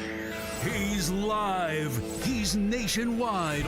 This is the Zach Gelb Show. All righty, hour number 2 of our radio program. It is the Zach Gelb Show, coast to coast on the Infinity Sports Network. Right now, Stu will have some questions for me. I'll hopefully have some answers for him. We call this segment Onside and Offside. We do it every Monday and Friday right here on the Zach Gelb Show on the Infinity Sports Network, and we get it rolling in 3, 2, and 1. Zach's taking on the most polarizing issues in sports. Which side of the line of scrimmage will he end up on? Offside. Defense number 69. It's Onsides, Offsides with Zach Gelb. All righty, Stu, what do we got cooking today? All right, we have a huge game this weekend between the 1-2 Chiefs and the 1-2 Ravens, with the loser being put in a very dangerous position of 1-3. Since 1990, just 35 of the 235 teams that started 1-3 wound up making the playoffs, good for just 15%. Onside, offsides, the loser of this game will miss the playoffs. All righty, Stu, let's just do a little exercise here. Who do you think's going to win this game, Chiefs or Ravens? Ravens. I do too. I think the Ravens are going to beat the Chiefs. So let's operate this question, since we both think that the Chiefs are going to lose. Will the Chiefs then go on to make the playoffs? What does your initial reaction still tell you? If the Chiefs are 1-3, do you think they will make the playoffs? Yes. I still think so too. Now, sometimes you may say that, but then you look at the schedule and you may go, it's going to be tough for me to actually back that up. So just entertain me here for a second. Win or loss, we'll do this right now for the Chiefs. You said the Ravens are going to lose this weekend, so that's 1-3. Then they're at Jacksonville coming up in week 5. Win. So that gets them to 2 wins on the season. Then they play Detroit. I think they lose that game. Then they play the Raiders. Win. That's 3 wins on the season. Then they play Monday Night Football against the Commanders. Win. That's 4 wins on the season. Then they're at Buffalo. Loss. Then they have a bye week. Then they're at Denver. Win. That's 5. Colts. Win. That's 6. Cowboys. Win. That's 7. Texans. Win. That's 8. Chargers. They'll win. They'll split with the Chargers, so they'll win that one. That's 9. At Tennessee. Win. That's 10. Broncos. I'll say they lose that one. And then at the Raiders. Win. So you're looking at 11 wins still there for the Chiefs. And maybe someone disagrees with you on a game and they only get 10 wins. They're right in line still to make the postseason even if they lose. But you're not wrong in terms of it could get a little ugly. Like, all right, they lose this weekend 1-3, then they probably beat the Jaguars, and they probably lose to the Lions. So they're going to be sitting there potentially at 2-4. Or 2-4 would be. And you're sitting there, you're saying, not looking good. But then the schedule does ease up a little bit. Now, Commanders Bills isn't always easy, but after that, it does start to get serviceable for them. So they just got to be in the race through week 9, where it hasn't totally having the rug get pulled out from underneath them. And if coming out of the bye week, they're in striking distance, they can still turn their season around with the Broncos, Colts, Cowboys, Texans, Chargers, Tennessee, Denver, and Las Vegas down the stretch. So the loser of this game will miss the playoffs. I still think the Chiefs and the Ravens, whoever does lose the game, is still going to the postseason. So I'm going to go offside on that one. Offside. Carlos with a K, though, will be taking a victory lap if they start the season 1-3. Oh, he definitely will. He will celebrate a little bit too early. He'll be like Deshaun Jackson. He'll be celebrating before he gets into the end zone. He'll drop that ball right before the goal line. There is no doubt about that because Carlos cannot contain himself. Next one. The Browns are 1-2 after their shocking win over the Packers last week. While many picked them to be one of the worst teams in the league, they've looked better than expected, with one of their losses coming by just 1 point to Joe Burrow and the Bengals. And the defense has been dominant, leading the NFL, allowing just 204 yards per game. Onsides, offsides, the Browns are still a bottom 5 team in the NFL. If you put the Browns in the NFC, I think there's only 2 teams that you would say are worse than the Browns. The Giants, and now the Giants may or may not have new life with Jackson Dart, and then the New Orleans Saints. So those are 2 teams right there. So can I get 3 teams in the AFC who are worse than the Cleveland Browns? No one in the AFC West. Tennessee, I think you could say. Would you say the Jets? I think it's possible. Would you go the Dolphins? I think the Dolphins have enough talent, but their coach is a disaster. And 2 is just not all. The Texans, I still think the Texans are better than the Browns. I think it's right on the line. Cleveland's usually Cleveland. So with that being said, I'm still going to say they're a bottom 5 team, but they are closer to being outside of the bottom 5 than they are to 1. That's the way that I'll end up saying it. So the Browns are still a bottom 5 team in the NFL. Yes, I'm still going to say they are, but they're close to moving away from that on sides. Over in the NFC, 2 of the 3 undefeated teams left in the conference face off, with the Eagles heading down to Tampa to take on Baker and the Bucks. Tampa has won 6 out of 7 matchups against Philly, including twice in the postseason. Onstage all sides, if the Bucs win this game, you would consider them the best team in the NFC. So isn't this going to be funky? I think the Bucs are going to win this game. Even if the Bucs do win this game, I still don't think they're better than the Eagles. And I know that may be weird, but anyone could win on any given Sunday, and I do think the Bucs are going to win. I don't think the Bucs are better than the Lions. I don't know if the Bucs are better than the Packers. I don't think, even though I believe the Bucs are going to beat the Eagles, that long term the Bucs will be better than the Eagles. And Rams Bucs, to me, I would still lean more Rams than Bucs. So I think the Bucs will win the NFC South. I think that the Bucs could win a playoff game or 2 this year. But do I think that they're going to the Super Bowl out of the NFC? I don't. So if the Bucs win this game, you consider them the best team in the NFC? I would not. Offsides. Offside. The Colts and Daniel Jones are 3-0, but their 3 opponents have a combined record of 1-8. This week, however, Indy take on the Rams in Los Angeles after Stafford and company choked away a win against the Eagles last week. Onstage all sides, if the Colts win this game, they should be considered a contender to win the AFC. This would easily be their best win of the season because you beat Miami, who stunk. You then were lucky to survive up against Denver after that whole leverage situation, and then you just smacked an incompetent organization right now in Tennessee. If they win this game, it's a big boy victory, but I still wouldn't look them as a big boy team. I kind of think that the Colts are the Walmart version of the way that I just described Tampa Bay, where they should win their division. Maybe Indianapolis wins a playoff game, but I'm not sitting there, just like I walked into the season with the Texans saying, okay, the Texans can win their division. Maybe they win a playoff game, but do I think that Indianapolis, when it's all said and done, they're going to be in an AFC championship game? I do not. So if the Colts win this game, they should be considered a contender in the AFC. I'm not going to say so, so I will go offside. Offside. The 49ers injuries are piling up, and even worse, already injured players are having trouble getting back on the field. This week, John Lynch gave KNBR a troubling update on receiver Brandon Ayuk. No setbacks. I mean, I keep coming back to, what there's different levels when you do these ACLs, and Brandon had a fairly significant injury, involving a lot of different things in his knee. There's no absolutes on these things, so he's got to continue to hit markers, but he is tracking well. He's working hard, but it's not close. The Niners also might be without Brock Purdy, as he's been out for a while, and of course they lost Nick Bosa for this season with an ACL injury. Onside all sides, the 49ers Super Bowl window is closed. How about this? Brock Purdy, I think, is going to play this weekend. Rappaport last night said it's Mac Jones who may not play this weekend because he's dealing with an injury.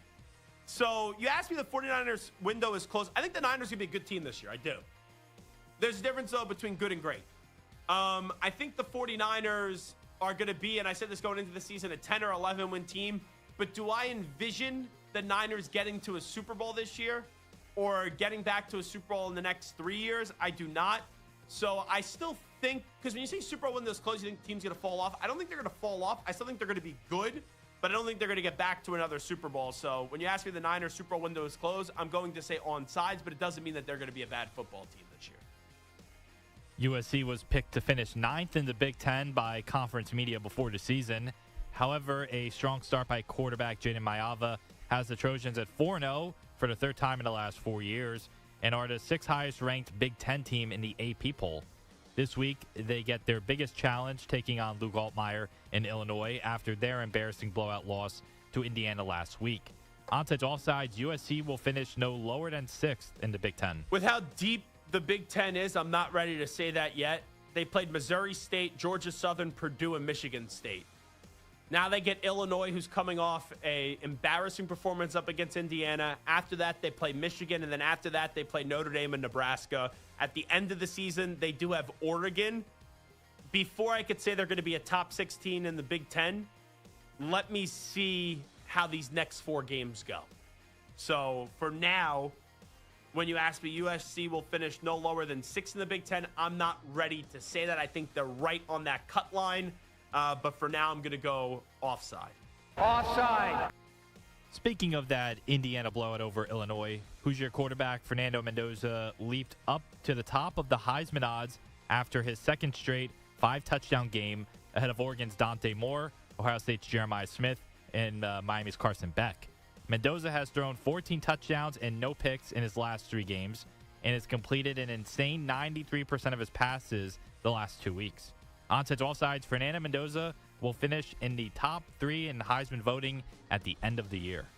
You know, I said earlier in the week that he should definitely be in the conversation right now. What they did to Illinois benefited him greatly with those 5 passing touchdowns. But for him to probably finish top 3 in the Heisman, he's going to have to beat either Oregon or Penn State, and they're on the road for both those games. I'm not ready to go there yet. There's a difference in crushing Illinois, and then there's a difference in beating either Oregon or Penn State. So it's an incredible start. Love what I'm seeing from Cignetti here in year number 2. Love what I'm getting out of Fernando Mendoza. But right now, I'm not willing to say that he's going to finish top 3 in the Heisman voting at the end of the year. He should definitely be in the conversation right now. Like you said, he's the favorite. But I think the field is rather open right now. Beating Oregon, beating Penn State, that's going to be very difficult. So I'm going to go offsides there. Offside. While Penn State and Oregon might be the marquee matchup of the weekend, Bama and Georgia, they aren't far behind. The Tide have won 9 of the last 10 meetings against the Bulldogs, though Georgia's one win was a pretty big one back in the 2021 national title game, and Kirby is just 1-6 all-time versus his former program. Onside to offsides, Georgia must win this game in order to win the SEC title. Oh, absolutely not. If they lose this game, they could still be in the SEC championship game. And you look at their schedule the rest of the way. They play Kentucky after this, Auburn, Ole Miss, Florida, Mississippi State, Texas, Charlotte, and Georgia Tech.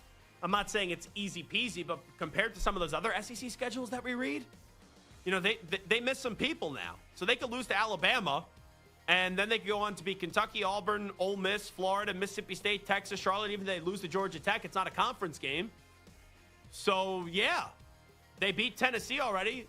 That was their first conference game. Even if they lose to Alabama, I don't think that means, oh, they can't go on to win the SEC, especially with how open the SEC is this year. So Georgia must win this game in order to win the SEC title. Offsides. Offsides. All right, last one here. The ACC has 2 teams in the top 10, including number 2 Miami and number 8 Florida State. However, the only other ranked ACC team is Georgia Tech at number 16. The Big 12, meanwhile, has 4 ranked teams, including number 12 Texas Tech and number 14 Iowa State, and also has 7, well, that includes 7 total undefeated teams. And last year's champion Arizona State, they are sitting at 3-1. Onside to offsides, the Big 10 is a better conference from top to bottom than the ACC. I can't sit here and say that right now. I think it's close. Remember, the ACC put 2 teams in the playoff last year. The Big 12 only had 1. Is there a Big 12 national championship contender this year? I don't think so. Could you make the case that Miami or Florida State could be a national championship contender? I think you can. I think both these conferences have a lot of good teams. I think because of the way the ACC is more top-heavy, that's the way that I determine this. And also they did in the inaugural season of the 12-team college football playoff. They got 2 teams in. The Big 12 only got 1. And Clemson's down this year, and usually Clemson is viewed as a big-time player. So the Big 12 is a better conference from top to bottom than the ACC. I do respect what the Big 12 did in saving their conference and how proactive they were when the Pac-12 basically just faded away because of how proactive rather than reactive the Big 12 was. I have a lot of respect for the Big 12, but I give the slight edge to the ACC right now. So the Big 12 is a better conference from top to bottom than the ACC. I'm going offside.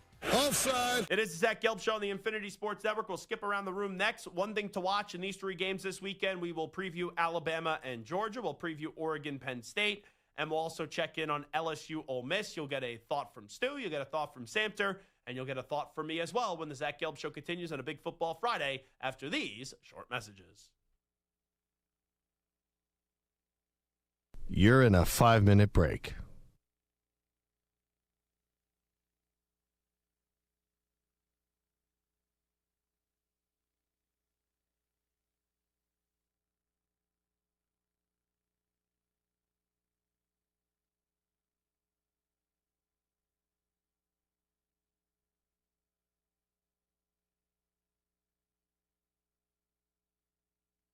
4 minutes, 30 seconds remaining.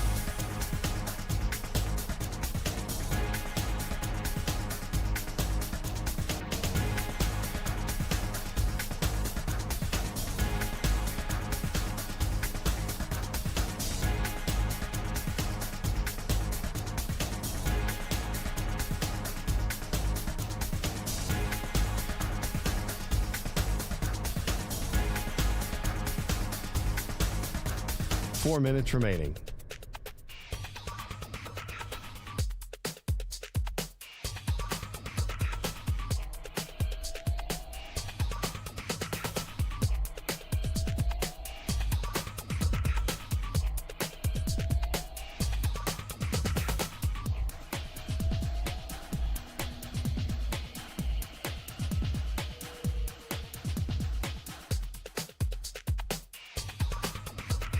Three minutes, 30 seconds remaining.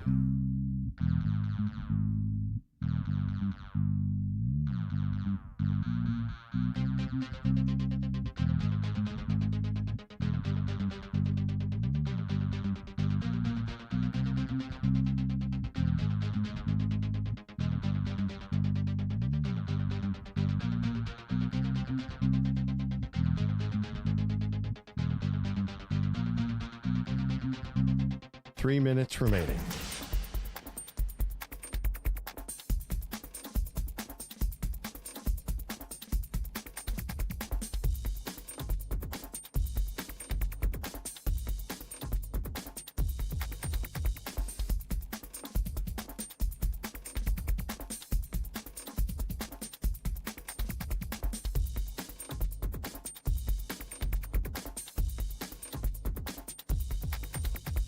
Two minutes, 30 seconds remaining.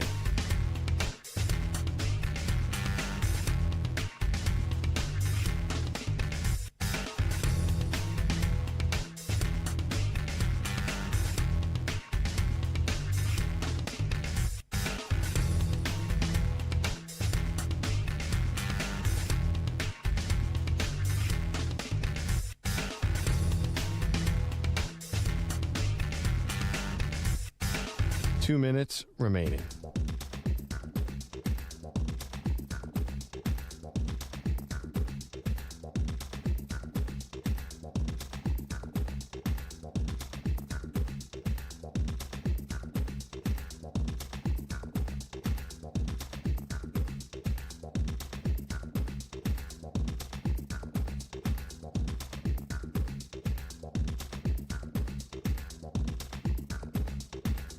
One minute, 30 seconds remaining.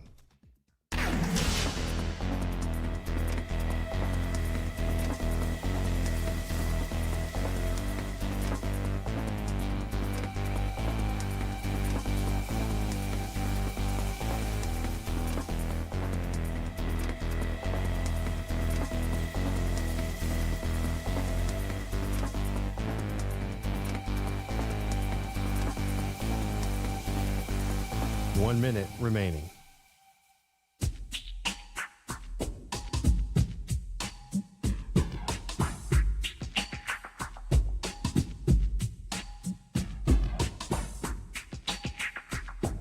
.45 seconds remaining.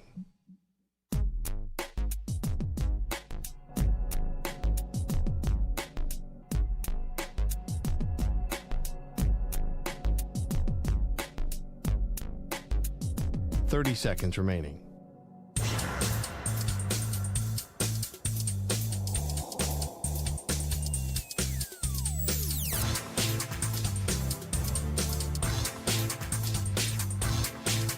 .15 seconds.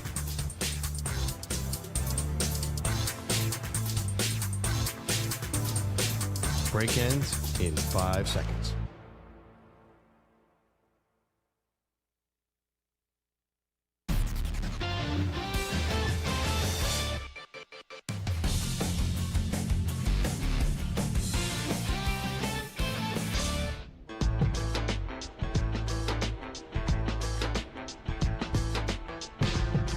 listening to the Zach Gelb Show on the Infinity Sports Network. Alrighty, 3 monster games this weekend in college football. You have LSU Ole Miss coming up tomorrow at 3:30 p.m. Eastern Time on ABC. And then in the nightcap at 7:30 p.m. Eastern Time in Athens, Georgia, you got Alabama and Georgia. And you also have in Happy Valley during the same time, Penn State taking on the Ducks of Oregon. So let's start in order. We will go with Ole Miss and LSU first.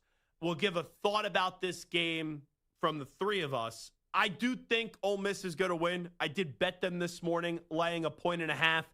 I do think this is a race to 23 points. And my biggest question going into this one is, can LSU get there? The LSU defense is very good. The LSU defense is the strength of this team this year. Under Brian Kelly, that has not been the case. It's been the complete antithesis. It is usually offense, and the defense is just leaking oil all around the field. It's good to see Harold Perkins back after the injury that he did suffer last year that knocked him out for the rest of the season. But I look at this being the first one to get to 23 is going to win the game. And I have a lot of questions right now with Garrett Nussmeier. I have questions about LSU running the football.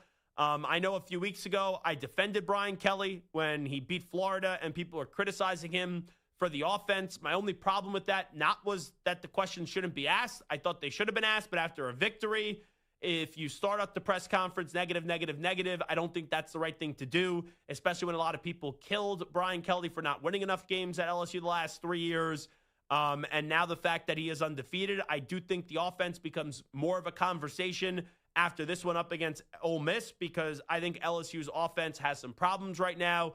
And this is the making where you just look at it in a 4-13 matchup with Ole Miss being home, that Lane Kiffin gets a big victory. So my biggest question in this one is, will LSU's offense get going? And I think Ole Miss is going to have the better offense coming up tomorrow at 3:30 p.m. Eastern Time on ABC. Stu, what's your biggest question with this one? My biggest question is Brian Kelly, and can he win another big game? And the big games with Brian Kelly have been interesting in his career. He is 36-35 against ranked teams in his career, against teams that are top 10 now. Of course, Ole Miss is 13th. They're not a top 10 team, but he is 5-13 against top 10 teams since 2010. Obviously, he had a win already this year against Clemson. And you can go back to Notre Dame. It's kind of, you never know what you're going to get. You're either going to get a dominant blowout, or sometimes they keep it close. But with Brian Kelly in these big games, I feel like you never know what you're going to get. Sometimes it looks really good. Sometimes it looks really bad. So I'm curious to see what Kelly looks like in this one. Samter? For me, I'm going to go with Lane Kiffin and how he's going to react to his daughter dating Whit Weeks, the linebacker for LSU. You think he didn't know? No, of course he knew. But so I don't know if you saw this video from last year when they played. LSU was playing against Ole Miss. Whit Weeks made a tackle on the sideline, and he looked right at Lane Kiffin, and he was talking smack right at his potentially future father-in-law. Yeah, I think that's friendly fire. It could be. It certainly could be. It also... You've never talked smack to your father-in-law, ever? Not on a football field with millions of people watching. Okay, can I ask you a question? Yeah. So, you're Lane Kiffin. You're the coach of Ole Miss. Your daughter is dating a player from LSU. Do you have any issue with her dating a football player? Well, generally a football player, maybe. Really? I mean... If I'm Lane Kiffin, he's a football guy. He probably loves that his daughter's dating a football player. Yeah, but you know, it's like us. Like we do. Well, I mean, I guess not for you, but for me, like we're talking sports all day long. When I go home, the last thing I want to do is more sports. I want to go home and watch something else. So, like, if you're Lane Kiffin, maybe you want your girlfriend or your daughter dating somebody who's in finance. It's just something different. So you're not talking about football at work and at home and at family dinners. It's all football all the time. I don't think Lane Kiffin really has a life outside of football. I think his entire life, especially growing up in a football family, I think everything is marinated in football. So I don't think this is people have fun with this. I understand the jovial part and like the easy low hanging fruit jokes. I think when Lane Kiffin's daughter told him, "Hey, I'm dating a guy on the LSU football team," he's like, "All right, cool, that's good." See, for me, the issue isn't that she's dating a guy on the LSU football team. Let's run up the score on him. Well, I'll tell you about that in a second as well. The issue for me is that she revealed that she was dating an LSU football player the week of the game. Well, I don't. She could have done it over the summer. She could have done it next week. First but off, to do it this week before the game, she's trolling her dad. Maybe. I also think, didn't they just have that documentary come out on ESPN or that special? I think that's to help promote that stuff about Lane Kiffin as well. I don't think it's done with the malicious intent. And also, the Kiffins kind of operate life how I operate life. And what I mean by that is you're not really friends. You don't really love someone unless if you're making fun of them. So if that's the way that she's just having a little fun at Dad's expense, I don't have a big deal. Man, you must really love me then. Yeah, I make fun of you a ton. Trust me, if I stop talking to you, Samson, that's, I'm actually annoyed with you. So what's your point on this game outside of the fact that we're talking about Lane Kiffin's daughter dating one of the players in LSU? Well, just real quick. So someone tweeted, Lane Kiffin's daughter letting the public know she's dating LSU Weeks 5 days before LSU and Ole Miss. This is peak mind games. Lane Kiffin responded, take the over.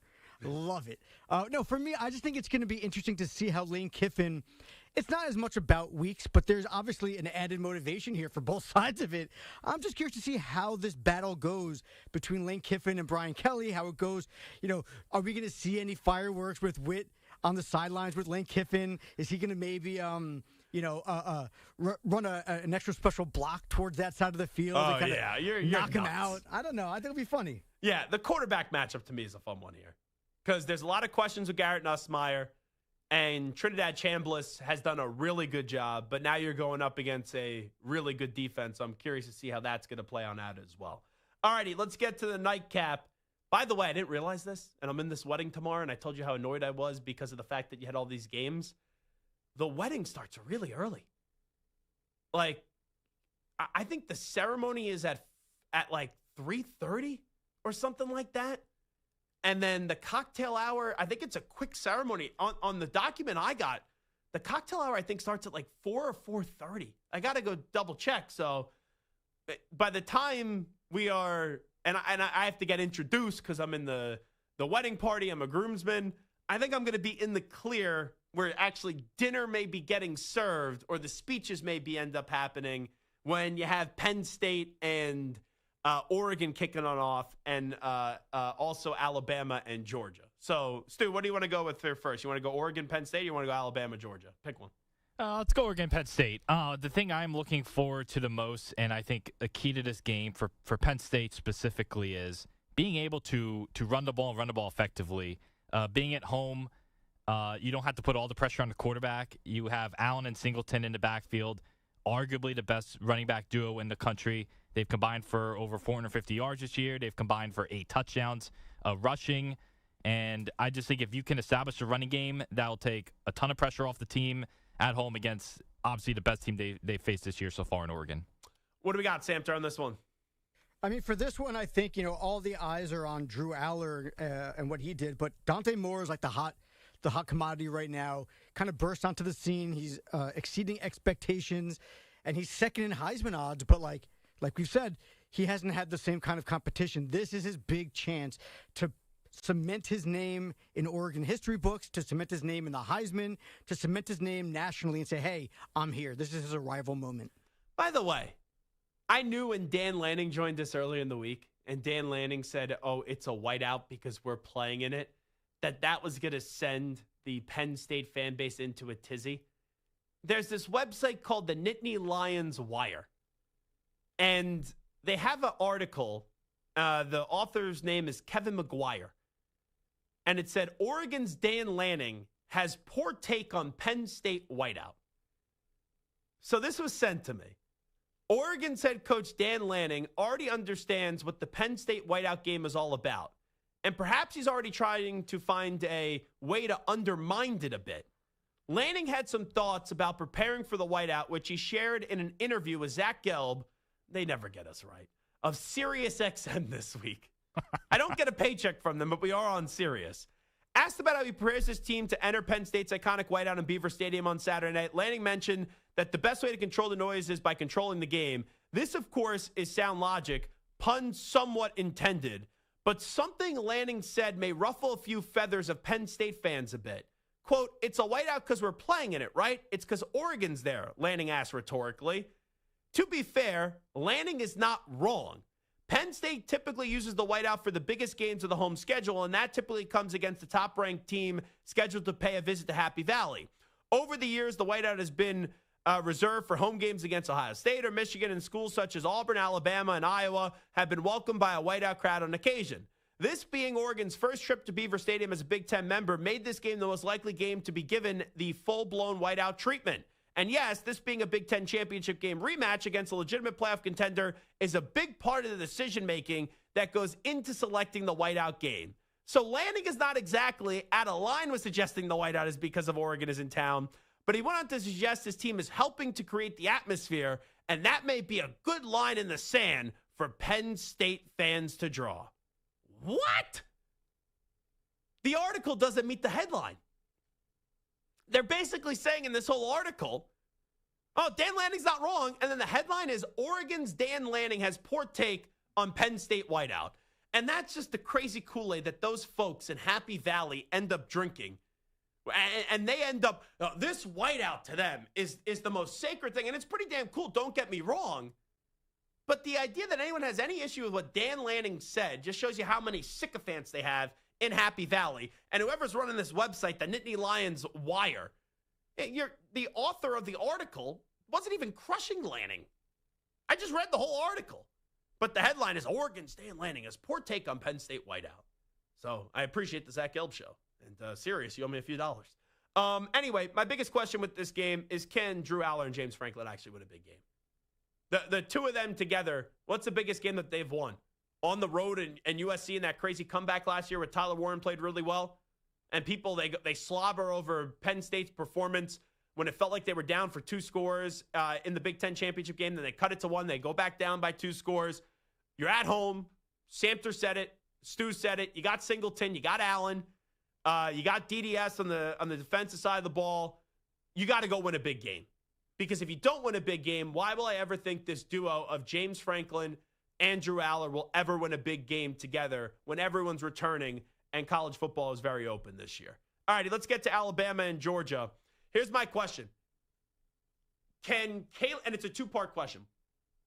Can Kalen DeBoer right the ship with the Crimson Tide?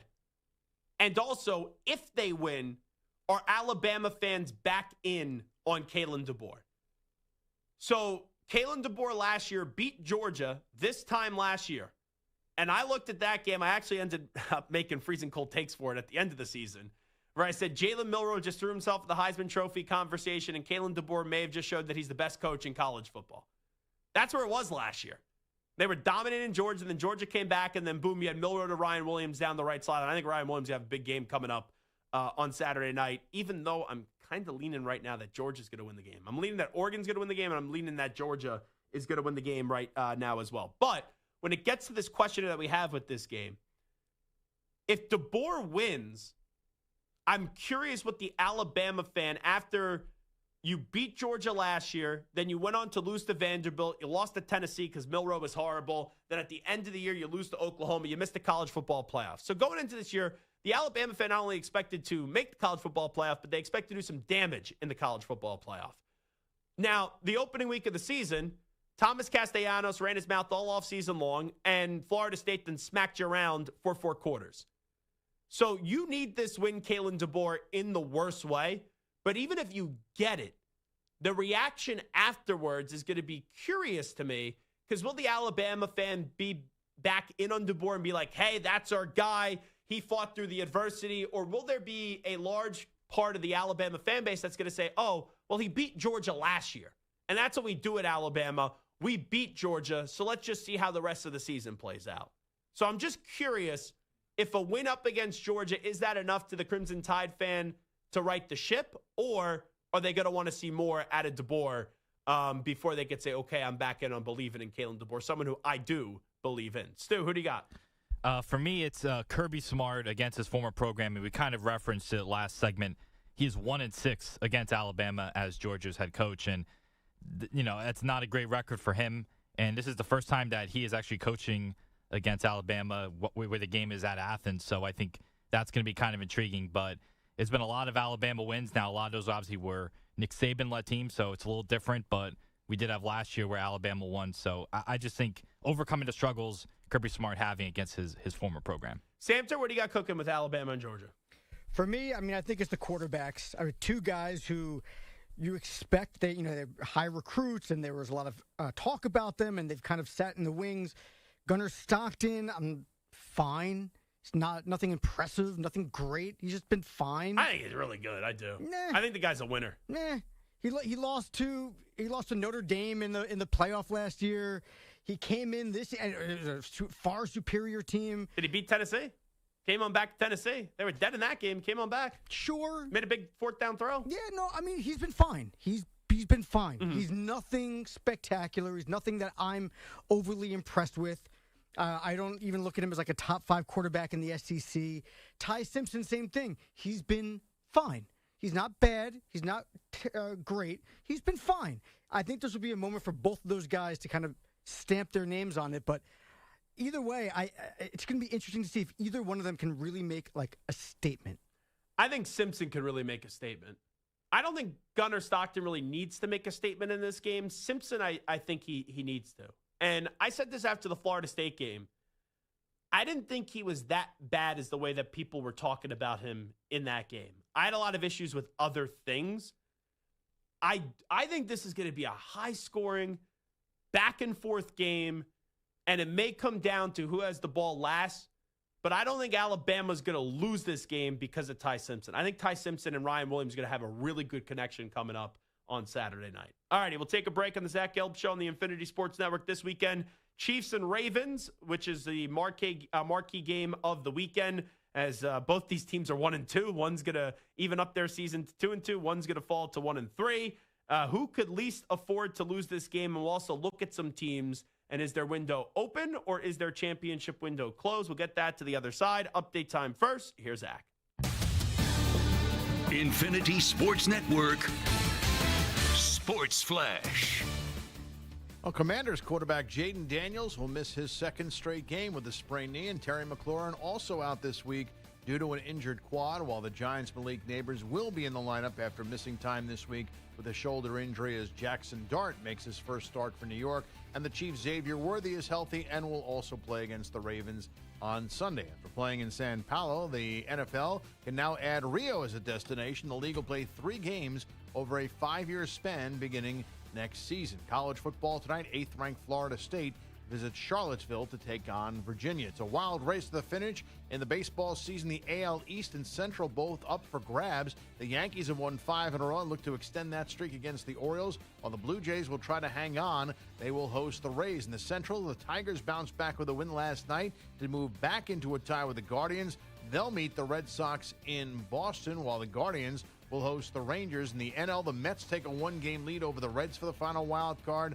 There in Miami, the Reds will face the Brewers in Milwaukee. This afternoon at Wrigley, Seiya Suzuki has just hit a grand slam, and the Cubs lead the Cardinals 11-1 in the top of the 8th, one of 4 Chicago home runs today. And Florida Panthers captain Alexander Barkov could miss the season due to knee injury. I'm Rich Ackerman.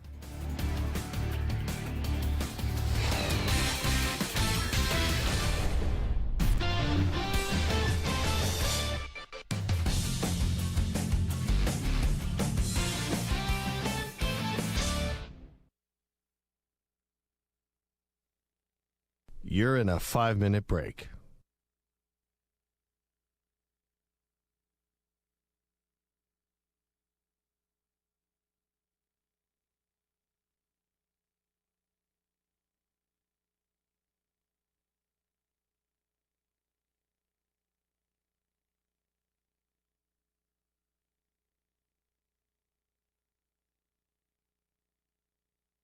Four minutes, 30 seconds remaining.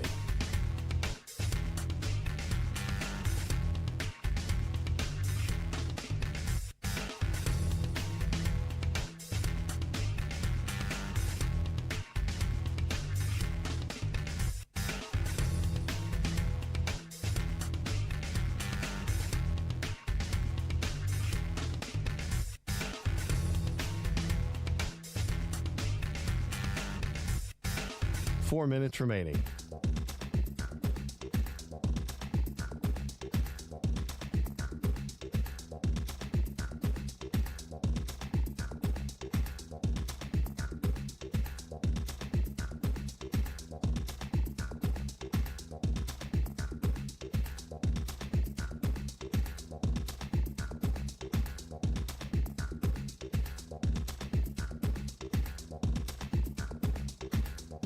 3 minutes, 30 seconds remaining.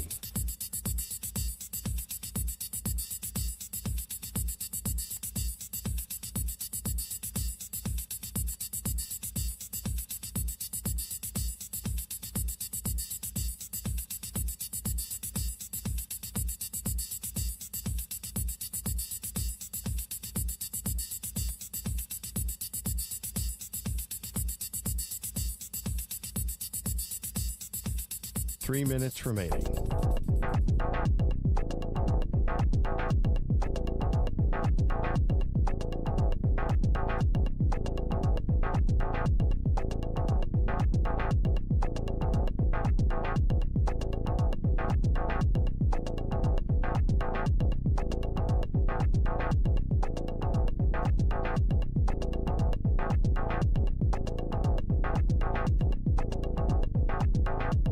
Two minutes, 30 seconds remaining.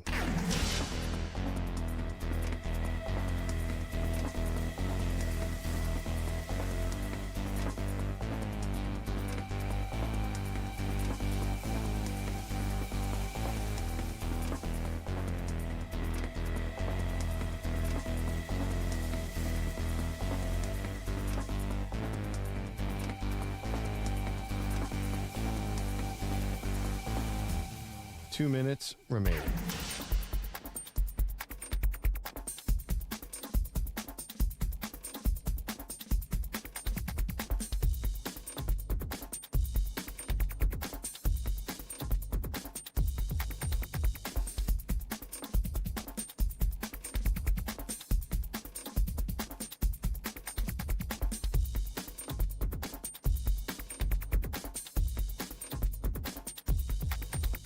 One minute, 30 seconds remaining.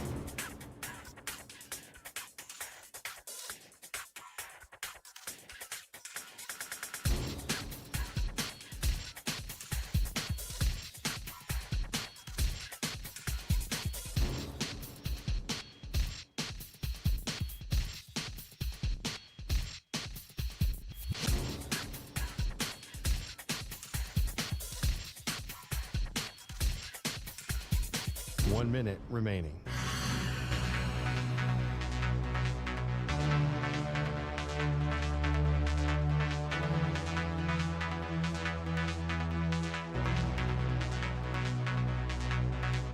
Forty-five seconds remaining.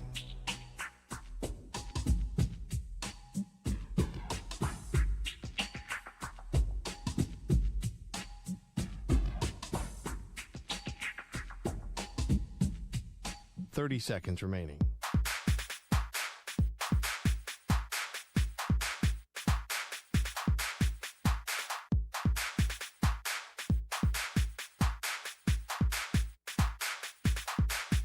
Fifteen seconds.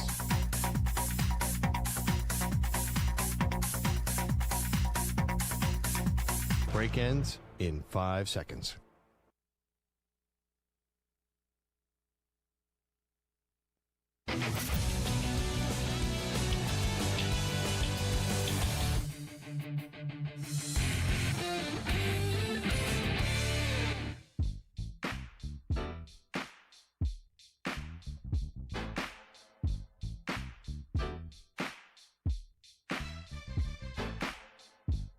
You're listening to the Zach Gelb Show on the Infinity Sports Network. 888-710-4ISN, 888-710-4476. It is the Zach Gelb Show. We haven't heard from Jay in Nashville in a while, and I see he's on the line, so we'll get to Jay right now. Jay, good afternoon. How you been, my man? What's up, my man? I'm literally hiding in the janitor's closet until it's kind of like punch out or whatever, but, I mean, it's good to hear from you. Hey, is it true Lane Kiffin's daughter's dating somebody from LSU? Yes. She's dating a player on the LSU football team, and that was revealed this week. Yep. Oh man, he's probably got what's gonna be funny if the dude that's dating his daughter, if there's like a player or something next to him on the sideline, he gets up, start doing hip thrusts, act like he's smacking it from behind and pointing that coach like, this is for you. That would be hilarious. But, I mean, the coach has probably already got Bounty Gate out for him already. So, like, I believe he's going to be taking some licks. But I didn't call it. I didn't mean to do that. You know, I always got to go sideways. But Jay After Dark on the Infinity Sports Network. Hey, Cinemax ain't got nothing on me, bro. But,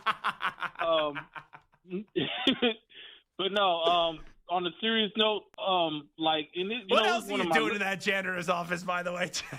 All right, let's get back on track. What do you got for me? They better not have cameras in there. No, I'm just kidding. But anyway, on a serious note, like one of my lady friends that we talk sports or whatever. We have like a little community on TikTok or whatever. Yeah. There's a bunch of people arguing at the same time, but she did point out she was like I predict it's going to be the first year when going into the college football playoffs, every team is going to have one loss. I'm like, you know what? That's NFL like right there, and I don't know. It almost seems like that might happen. I don't know, but the crazy thing is, it'll be a whole bunch of people with one losses in this playoff, and then the lower teams that have no losses whatsoever, it seems like they're going to get hosed anyways. You know what I mean? Because, I mean, look how long Notre Dame stayed in the top 25, and they didn't even have a win. Mm-hmm. You know what I mean? I see a lot of that happening. Yeah, well, last year, right, Oregon, they were the only undefeated team going into the playoff, and they had that 30-day layoff, and then they got smacked by Ohio State. So college football, it is as open as ever. And what I learned, my fear was that these regular season games are going to become irrelevant. They're not irrelevant because, right, like you look at this weekend, there's so much on the line for Alabama and Georgia in terms of interest. There's so much on the line for Penn State and Oregon. But with that being said, it does give you a landing spot if you lose a game or two. And that's kind of the line. And thanks for the phone call, Jay. Great to hear from you. That's kind of the line now. You could lose a game. You could lose 2 games. You lose more than 2 games, then I don't really care about you. Now, I'm not saying you can't get in if you have 3 losses, but I don't want to hear about Alabama bitching or South Carolina bitching or Ole Miss bitching if you have 3 losses. So that's the new standard in college football. You lose a game, it's not going to crush you. You lose 2 games, you may feel a little uncomfortable, but it's probably not going to crush you. Anything more than 2 losses, that's when you're sitting there and you're saying to yourself, okay, I can't feel confident in making the college football playoff. Let's go to Big Friendly in California next up on the Infinity Sports Network. Big Friendly, how you been, my man? Zachary Doodah, it's been a long week. There's been a lot of crying in the shower, but I'm over it. I think the Rams, I wanted to ask you a question like I talked to Daddy Cool this morning. Mm-hmm. Who is Daddy After Cool? Is that Perloff? Yeah, that's Perloff. Oh, you call him Daddy Cool? Okay, my sister Maggie named Magsy Malone. Maggie gave Maggie the name Magsy Malone, and she also gave Perloff Daddy Cool. Okay. You would have to take that up with my sister. You got it. And I don't want to fight with Maggie, but I don't even think Perloff's kids would call him cool. Well, this is what I said. I said Daddy Cool is so uncool, it makes him cool. Yeah, that's fair. Yeah, you know what I mean? Perloff is, it's weird. When I think of stereotypical cool people, I wouldn't think of Perloff being cool. But with that being said, having gone out with Perloff before, he is an enjoyable person to go out with, and he has a lot of clout in some circles. So, yeah, I guess he's like the dorky cool, if that makes sense. I think Daddy Cool would be, this is just my opinion, because I think he's a very stand-up gentleman, but I think Daddy Cool would probably cut it a little bit loose when he's off the clock. Okay. Just my opinion. You got it. But real quick. So after that Rams letdown, this morning when I talked to Daddy Cool and Magsy, I said, this can do one of 2 things to a team. This can make a team total collapse, or this can turn a team into a monster. I feel sorry for the Colts on Sunday because I think Shula and McVay are going to have them ready for a revenge tour. I look at this one. I think the Rams are going to win. I don't think last week is going to make or break that team. But with that being said, it just feels like the Colts, Big Friendly, they're due to lose. The Rams defense is very good. And even though Jonathan Taylor's a heck of a running back, I think that they're going to force Daniel Jones or Indiana Jones to get a turnover or 2. and the Rams offense will do enough in this game where it's probably going to be close, but maybe the Rams at the end of the day, it's a 7-point game for most of the game, and then the Rams end up winning this like 30-20 would be my guess. Real quick. Yeah. His nickname is Danny Loose Change. Let's get over this Indiana Jones and Danny Dimes. It's Danny Loose Change. Now, Big you have Friendly, a great weekend, Zach. you know you're a friend of mine, but sometimes friends we disagree until he starts looking like the Danny Dimes that we all were making fun of. And for many years, I will call him Indiana Jones because I do find the sarcasm and the fun in that to be highly entertaining. Big Friendly, appreciate it. You have a great weekend. It got me thinking, by the way, just going back to Jay's point, you look at the big games this weekend, who has pressure on them the most? Bama, Georgia, Oregon, Penn State, LSU, and Ole Miss. Like, if you just look at those 6 teams, most pressure to least pressure. I would say most pressure is on Penn State. Then I would follow it up by Bama 2. I would then say I go Oregon 3. I would put Oregon 3. I would actually say Georgia 4. And I think a lot of people will be like, oh, what about Ole Miss and LSU? I would actually put Ole Miss 5 and LSU 6. Like LSU, that win up against Clemson, I know now it doesn't look like a great win, but I take it for in that moment. Sure, if LSU doesn't play a great game offensively, they're going to get crushed. I think Ole Miss is going to win the game. But even if Ole Miss wins this one, if I would have told you before the start of the season that LSU would have been 4-1 through September, you would have taken that. You would have absolutely taken that. And you look at the LSU schedule the rest of the way, even if they lose this game this weekend, you have South Carolina, then it picks up in intensity. You have Vanderbilt, A&M, Alabama, then you have Arkansas, Western Kentucky, and Oklahoma. The LSU and the SEC schedules, they are juggernaut schedules. I've seen tougher SEC schedules than what LSU has, even if you're going to have LSU having one loss after this weekend. So I think it's tough to kind of rate that kind of pressure. But if it was any other week, I would say there's not a lot of pressure on Georgia because of what their standard is. But because of the fact that Georgia's going up against Alabama and they've had an Alabama problem, there is some pressure on Georgia this weekend. But I do think there's more pressure for Bama and Georgia and Oregon and Penn State than either LSU and Ole Miss. I think that's just going to be a close, good football game. The ultimate Ole Miss is just going to be able to score more points than LSU, and I trust Trinidad Chambliss right now more than I do trust Garrett Nussmeier. It is Zach Gelb Show right here on the Infinity Sports Network. We will take a time out. When we do come on back, we'll look at a little windows and if they're open or closed. Also, we'll get to play you some audio on what Shedeur Sanders had to say and also what Tua Tagovailoa had to say as he's upset, I guess, with a former NFL MVP. Whole lot more cooking, 60 minutes to play on a Football Friday, and we get things going for another hour of the Zach Gelb Show in 5 minutes.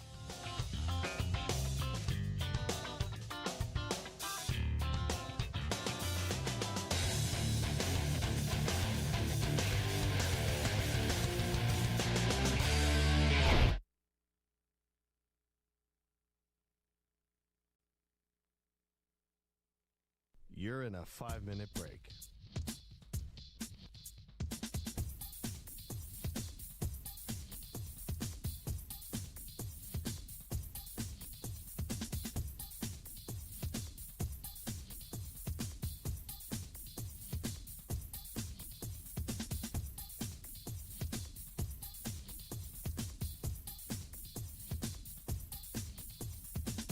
Four minutes, 30 seconds remaining.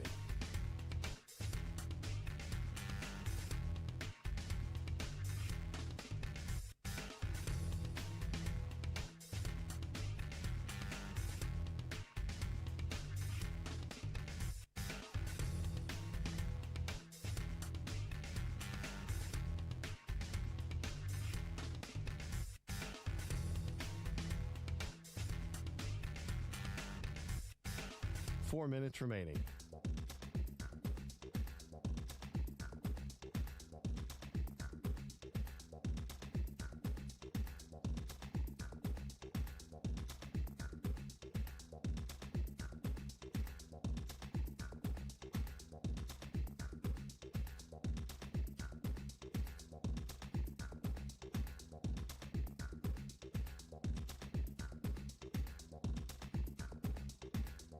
3 minutes, 30 seconds remaining.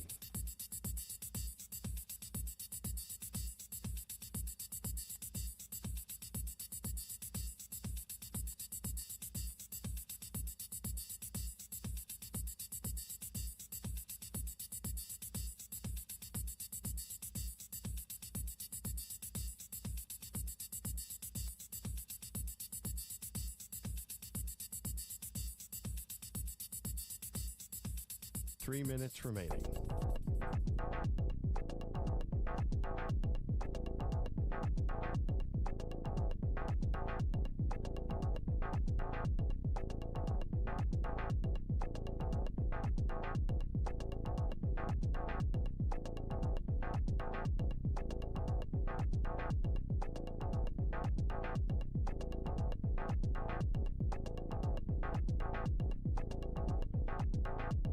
Two minutes, 30 seconds remaining.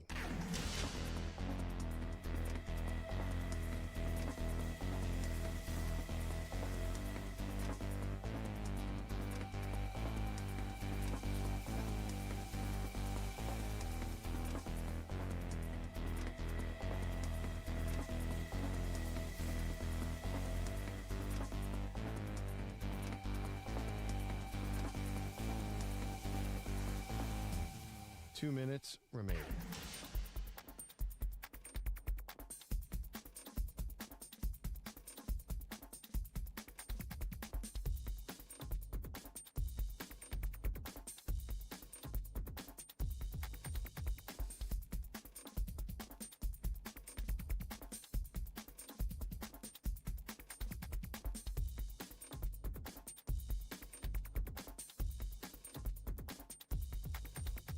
One minute, 30 seconds remaining.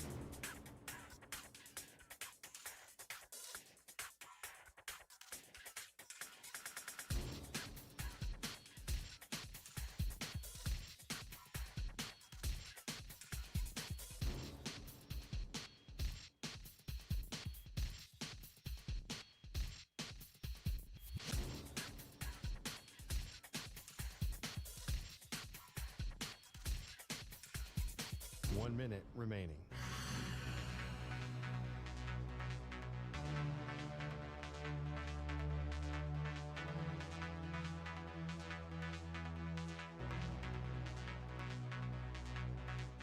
Forty-five seconds remaining.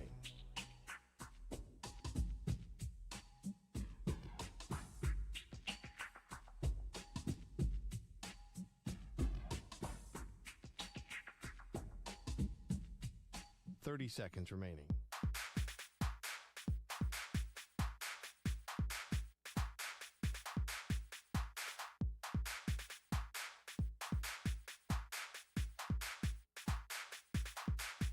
Fifteen seconds.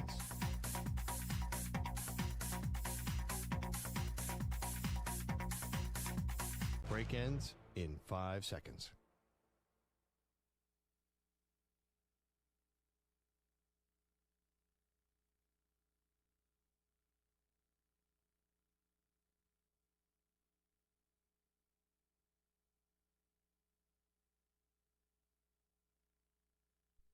To infinity and beyond. He's live. He's nationwide. This is the Zach Gelb Show.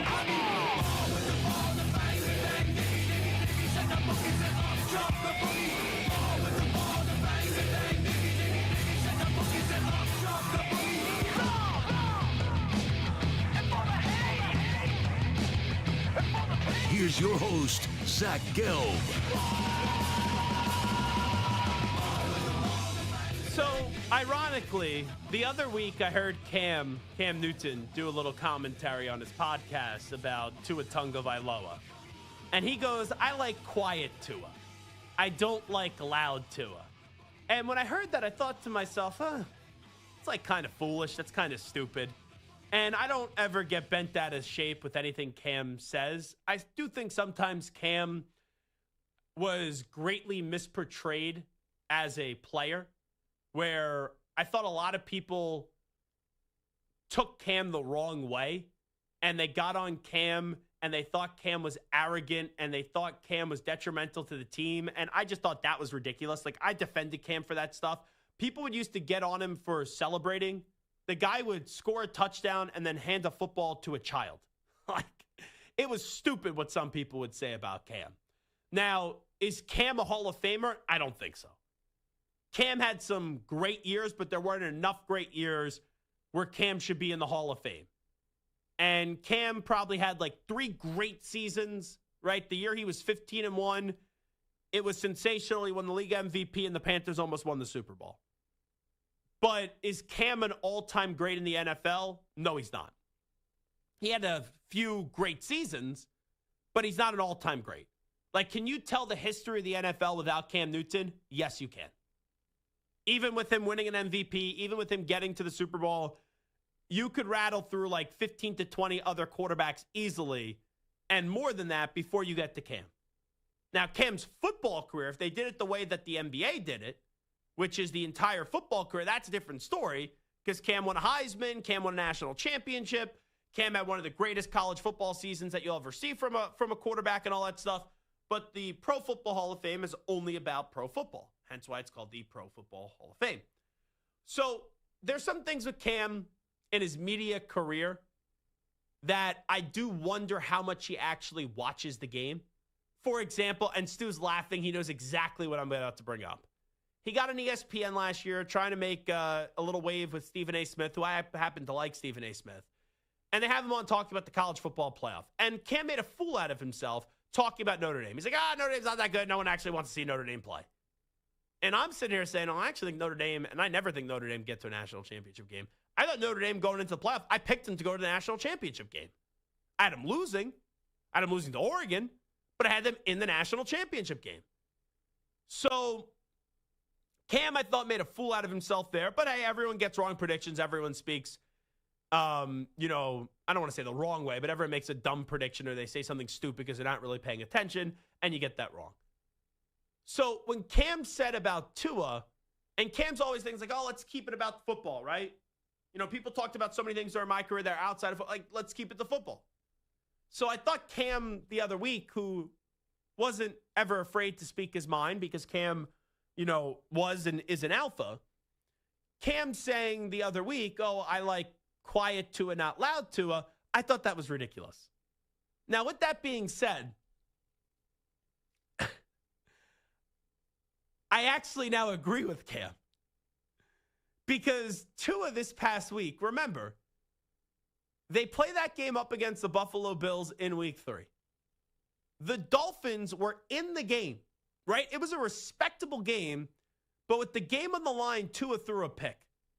I don't think this is the week, if you're Tua, to be getting in front of the podium and basically firing back at your haters. And the confusing part to me with Tua is Tua comes from the Nick Saban school. And I had Tua on this show at least 2 times that he was at Alabama. When Tua was at Alabama, you didn't really get much from him. When Tua, even in the early stages, was in the NFL, you didn't really get much from him. Then obviously he had a bad relationship with Brian Flores.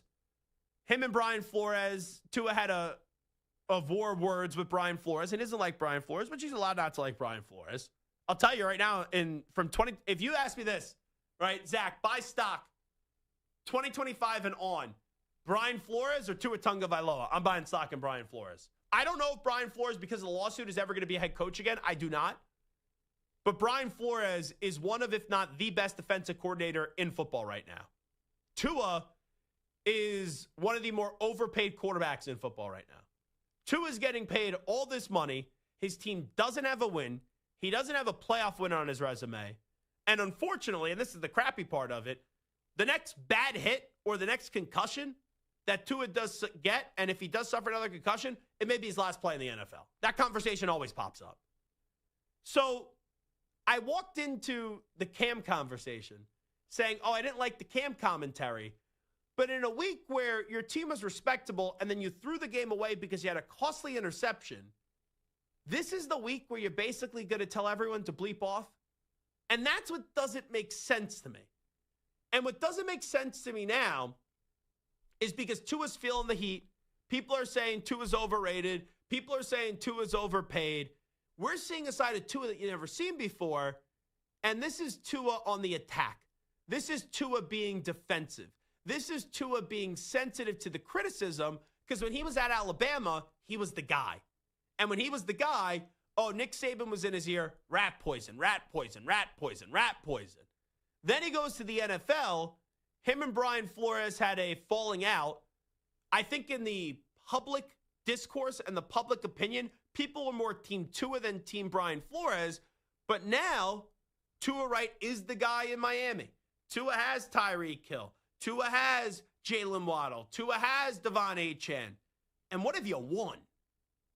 What have you really done? So I look at this whole Tua situation. There are weeks where you could fire back. There are weeks you could pop off. But doing it when your team is 0-3 and you threw a costly interception, I just don't think it's the week to do so. So I saw Omar Kelly, who does a good job covering the Dolphins. He thought this Tua stuff was taken out of context. We've trimmed it down a bit. I've watched the whole exchange. I understand the context. I don't think this stuff is taken out of context whatsoever. But this is Tua getting asked about how he responds to people saying that he's overpaid and, you threw this interception, you make all this money, you're not worth the contract. And then Cam's criticism was also brought up in the back and forth with the reporter. So here was some of that exchange with Tua and the Miami media the other day. Well, anybody can play quarterback in this league then. I mean, I want to see anybody on the streets come and play quarterback. I mean, Cam's doing his thing for sure, but I think it's easier to be able to hold a clicker and talk about it that way, or talk about what someone else is doing wrong when you're not going out and having to do the same as them, right? So I think it's easy to do that. I think anybody can do that. I don't think anybody can play quarterback.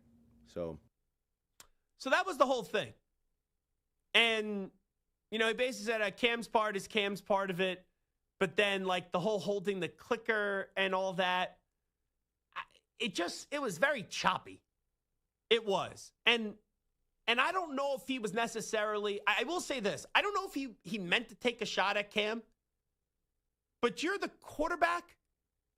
And Cam, say what you want about Cam. He's won an MVP. Cam could criticize you. And also, the dude on the couch can criticize you. That comes with the position. And I thought it was funny because they had Cam on ESPN today with Ryan Clark and Stephen A. Smith. And I thought there was great irony in this situation. Because Tua's basically saying, if you haven't played, you can't comment on it. It's easy to criticize me. But then Tua brings in Cam, and Cam obviously has won an MVP. And remember, you had Ryan Clark the other week basically telling Peter Schrager, shut your mouth. You never played. You don't know what you're talking about. So I thought it was funny when I was watching this on ESPN today on First Take. I did think it was funny when you had Cam and Stephen A. talking about this, and Stephen A. defending Cam, and then Ryan Clark was sitting right there. Here'd be my advice to Tua. Sit that play out. You could ask me that question, and I could have just got up there and said, I believe in my abilities. We're going to turn this thing around. I'm not concerned about the outside noise. Now, if you were 3-0 and people were criticizing you, or if you just won a game and you played great in the game, you didn't have an interception or another losing effort, yeah, then maybe you could pop off. But there's timing, right? How many times you get told in life, timing is everything. And the timing here, I thought was a out-of-place timing by Tua Tagovailoa. Now, talking about out-of-place timing, the Cleveland Browns just had a win. The Cleveland Browns just beat who was perceived to be one of, if not the best teams in the NFL, in the Green Bay Packers. The last thing I want to hear this week is a Shedeur Sanders conversation. Now, I've been on the record before. I thought it was a joke that Shedeur fell to the 5th round.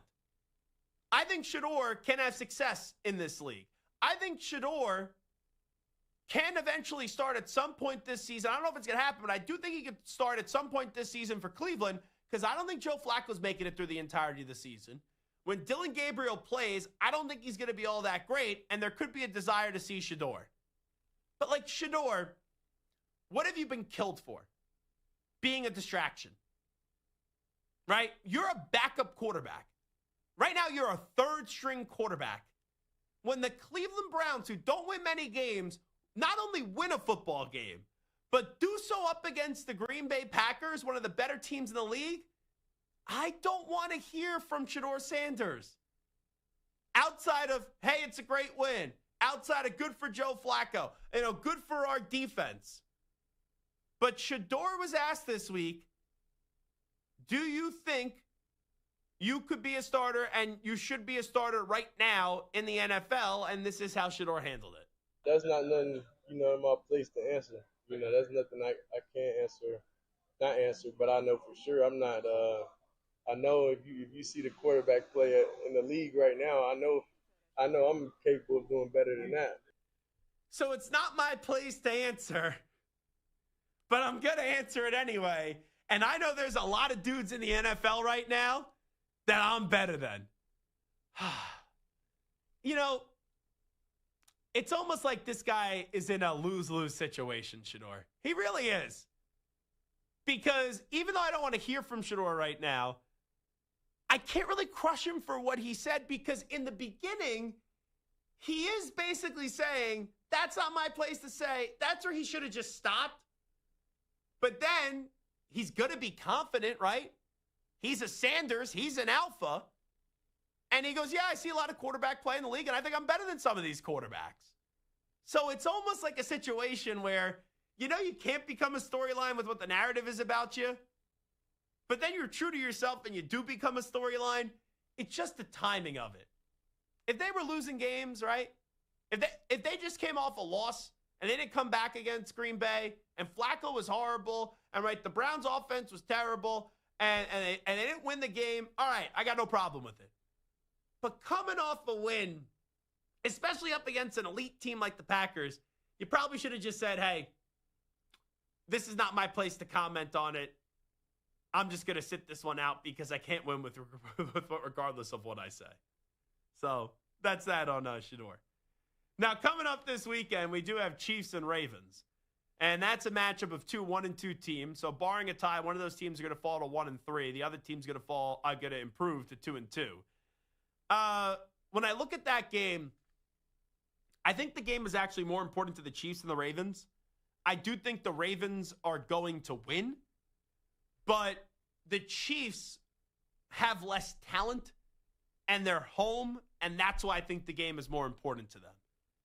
But regardless, if the Ravens lose or the Chiefs lose, I don't think their window's shut. I still think both those teams are going to make the playoffs. Now, there could be a lack of belief that the Ravens, when you get into the postseason, when you get into big games, that they're actually going to get the job done, because the Ravens have lost to the Bills twice in the playoffs, and 2 years ago, they were number 1 seed in the AFC. They were at home, and they lost to the Chiefs in the playoffs. But the Ravens, they still have a window, and the Chiefs still have a window. But if the Chiefs want to continue to be a dynasty, they got to figure out a way to protect Mahomes better. And with Kelsey now fading and Kelsey slowing down and Kelsey probably being his last year, they got to get Mahomes another weapon. Like, I know they tried with Rashee Rice, and he'll come back from the suspension a little bit. Xavier Worthy, right? We'll see what happens with him. They got to solidify another weapon that Mahomes has, and Mahomes has a great relationship with. But I don't think the Chiefs nor the Ravens, their window is slammed shut. There could be a lack of confidence. But when you have that quarterback play, the window is not slammed shut. So, Stu, give me, outside of the Chiefs and the Ravens, give me some other teams that you're just curious if you think the window is closed or shut, and I'll give you my answer on it. All right, what about the Detroit Lions? I still think they have a very good window here. I know that there could be some questions if Goff is going to be clutch enough with the way that he played in that Super Bowl up against the Pats when he was with the Rams, and how the last 2 seasons have ended for them, choking that lead in the NFC Championship game and the disappointing performance with the number 1 seed.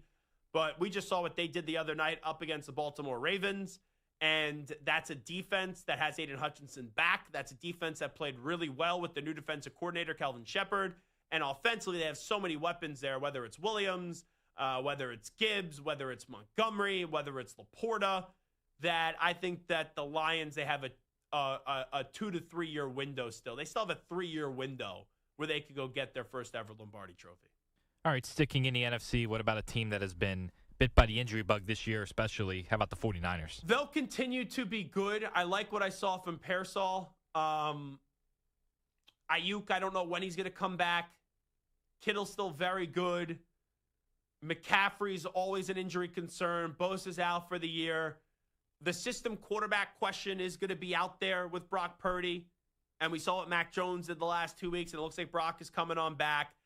I think the Niners, especially with their roster getting older and their roster not being as elite as it once was, I think the Niners have missed their window where they'll be good, but I don't think I'm going to look at them as a Super Bowl contender again anytime soon. But they can still be a double-digit team this upcoming season.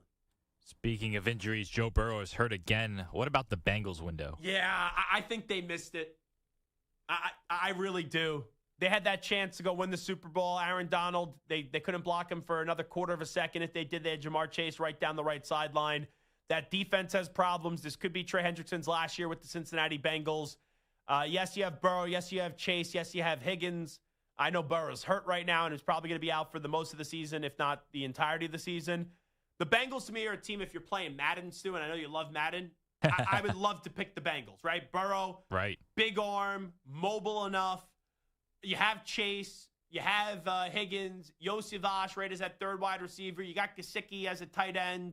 Noah Fant, too. Like, they're a good Madden team where you'll be able to score a lot of points. It'll be a 41-38 game as you're smacking Gallo on Madden. But do I think the Bengals with this group, they're going to win a Super Bowl? I don't. All right, staying in the AFC North, what about the Steelers with the addition of Aaron Rodgers? Yeah, that window's been shut since 2016. That was the last time they won a playoff game. They haven't won a playoff game since that 2016 season. I look at the Steelers. Their defense is slowing down. It's still a solid defense. Offensively, you got DK Metcalf. But that line has some problems, and Rodgers is old. And Rodgers, they did not win that game last week because of Rodgers. They won it because Ramondre Stevenson was allergic to hanging on to the football, and he was Mr. Butterfingers. But I look at this Steelers team. I don't think they have a Super Bowl window right now, and we don't even know who their next quarterback's going to be because Rodgers, I think it's going to be one and done in Pittsburgh. All right, last one. Another team with an older quarterback, and that is the Rams with Matthew Stafford. Oh, I still think they have a window that's open because of what they did on their defense, replacing Aaron Donald with Fisk, with Verse, with Young, with Turner. You got a great coach in Sean McVay. If he stays there, Puka Nacua has replaced Cooper Kupp, who's now on Seattle. You have Kyron Williams, who's a really good young running back.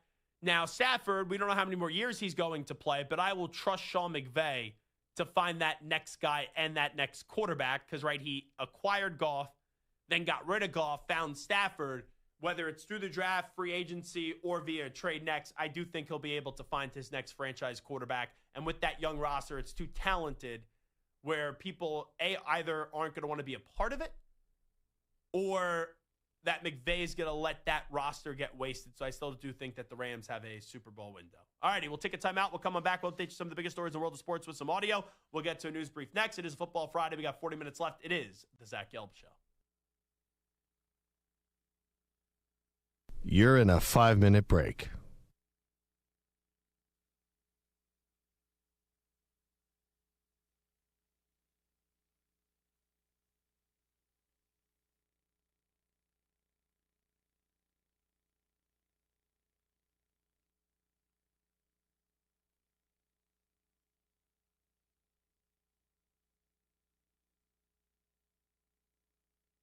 Four minutes, 30 seconds remaining.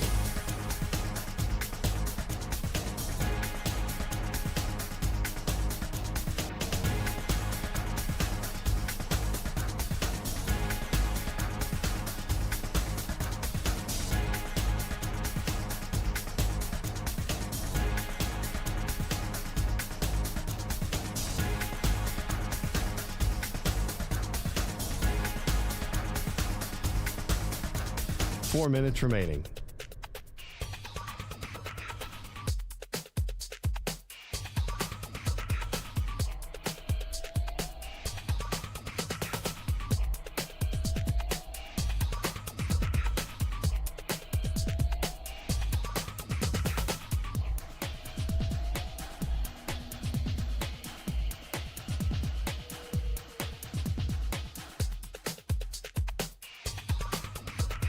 3 minutes, 30 seconds remaining.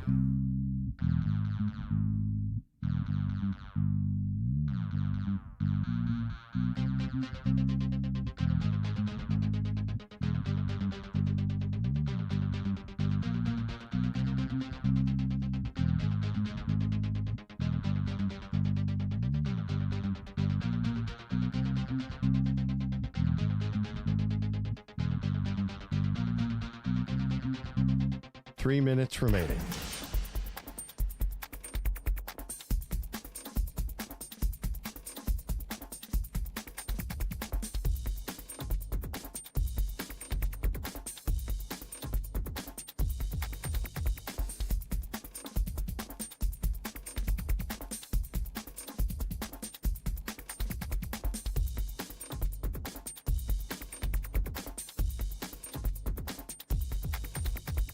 Two minutes, 30 seconds remaining.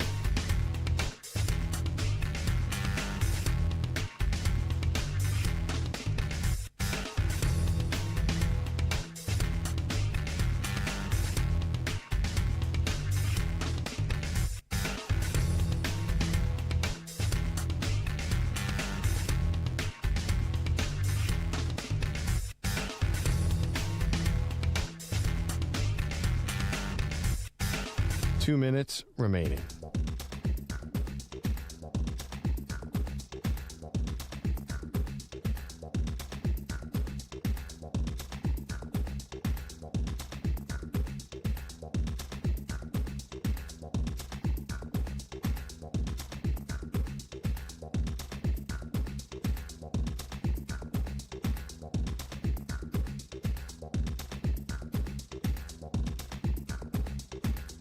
One minute, 30 seconds remaining.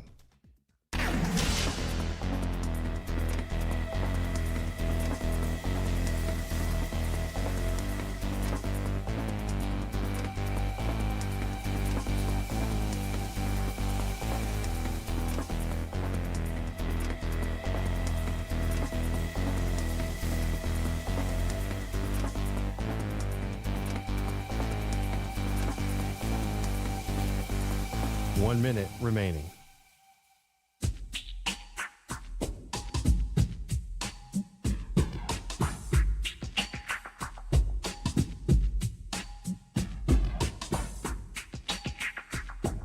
.45 seconds remaining.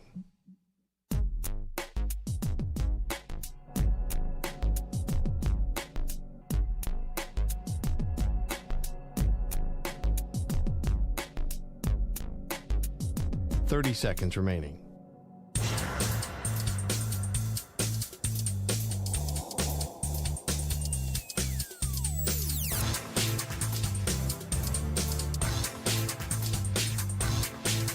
.15 seconds.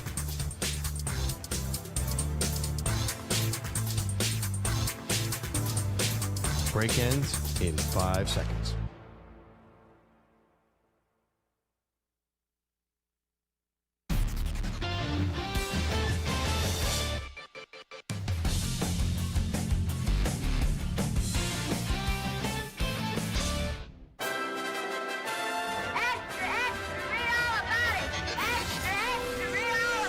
Time for your daily news brief. We get you caught up on the rumors, reports, and reconnaissance from the day in sports. Alrighty, news brief time on the Zach Gelb Show on the Infinity Sports Network. Let's get it going with Sam Darnold, who was up big up against the Cardinals last night. Then it got tied, and he's led his team down the field after a little help from the Cardinals kickoff guy as they got into field goal range, and the Seahawks did escape with the victory on the road to start their season 3-1.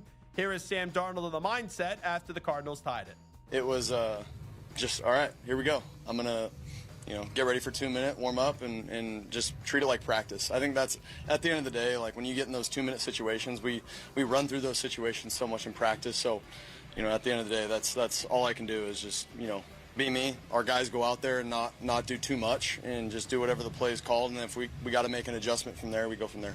By the way, when it was the first throw to Jackson Smith and Jigba, not on the game-winning drive, but the one where they missed the field goal, and he had that big throw down the right sideline, was there ever a kick that you knew was going to miss more than the way that Al Michaels and Kirk Herbstreit were talking.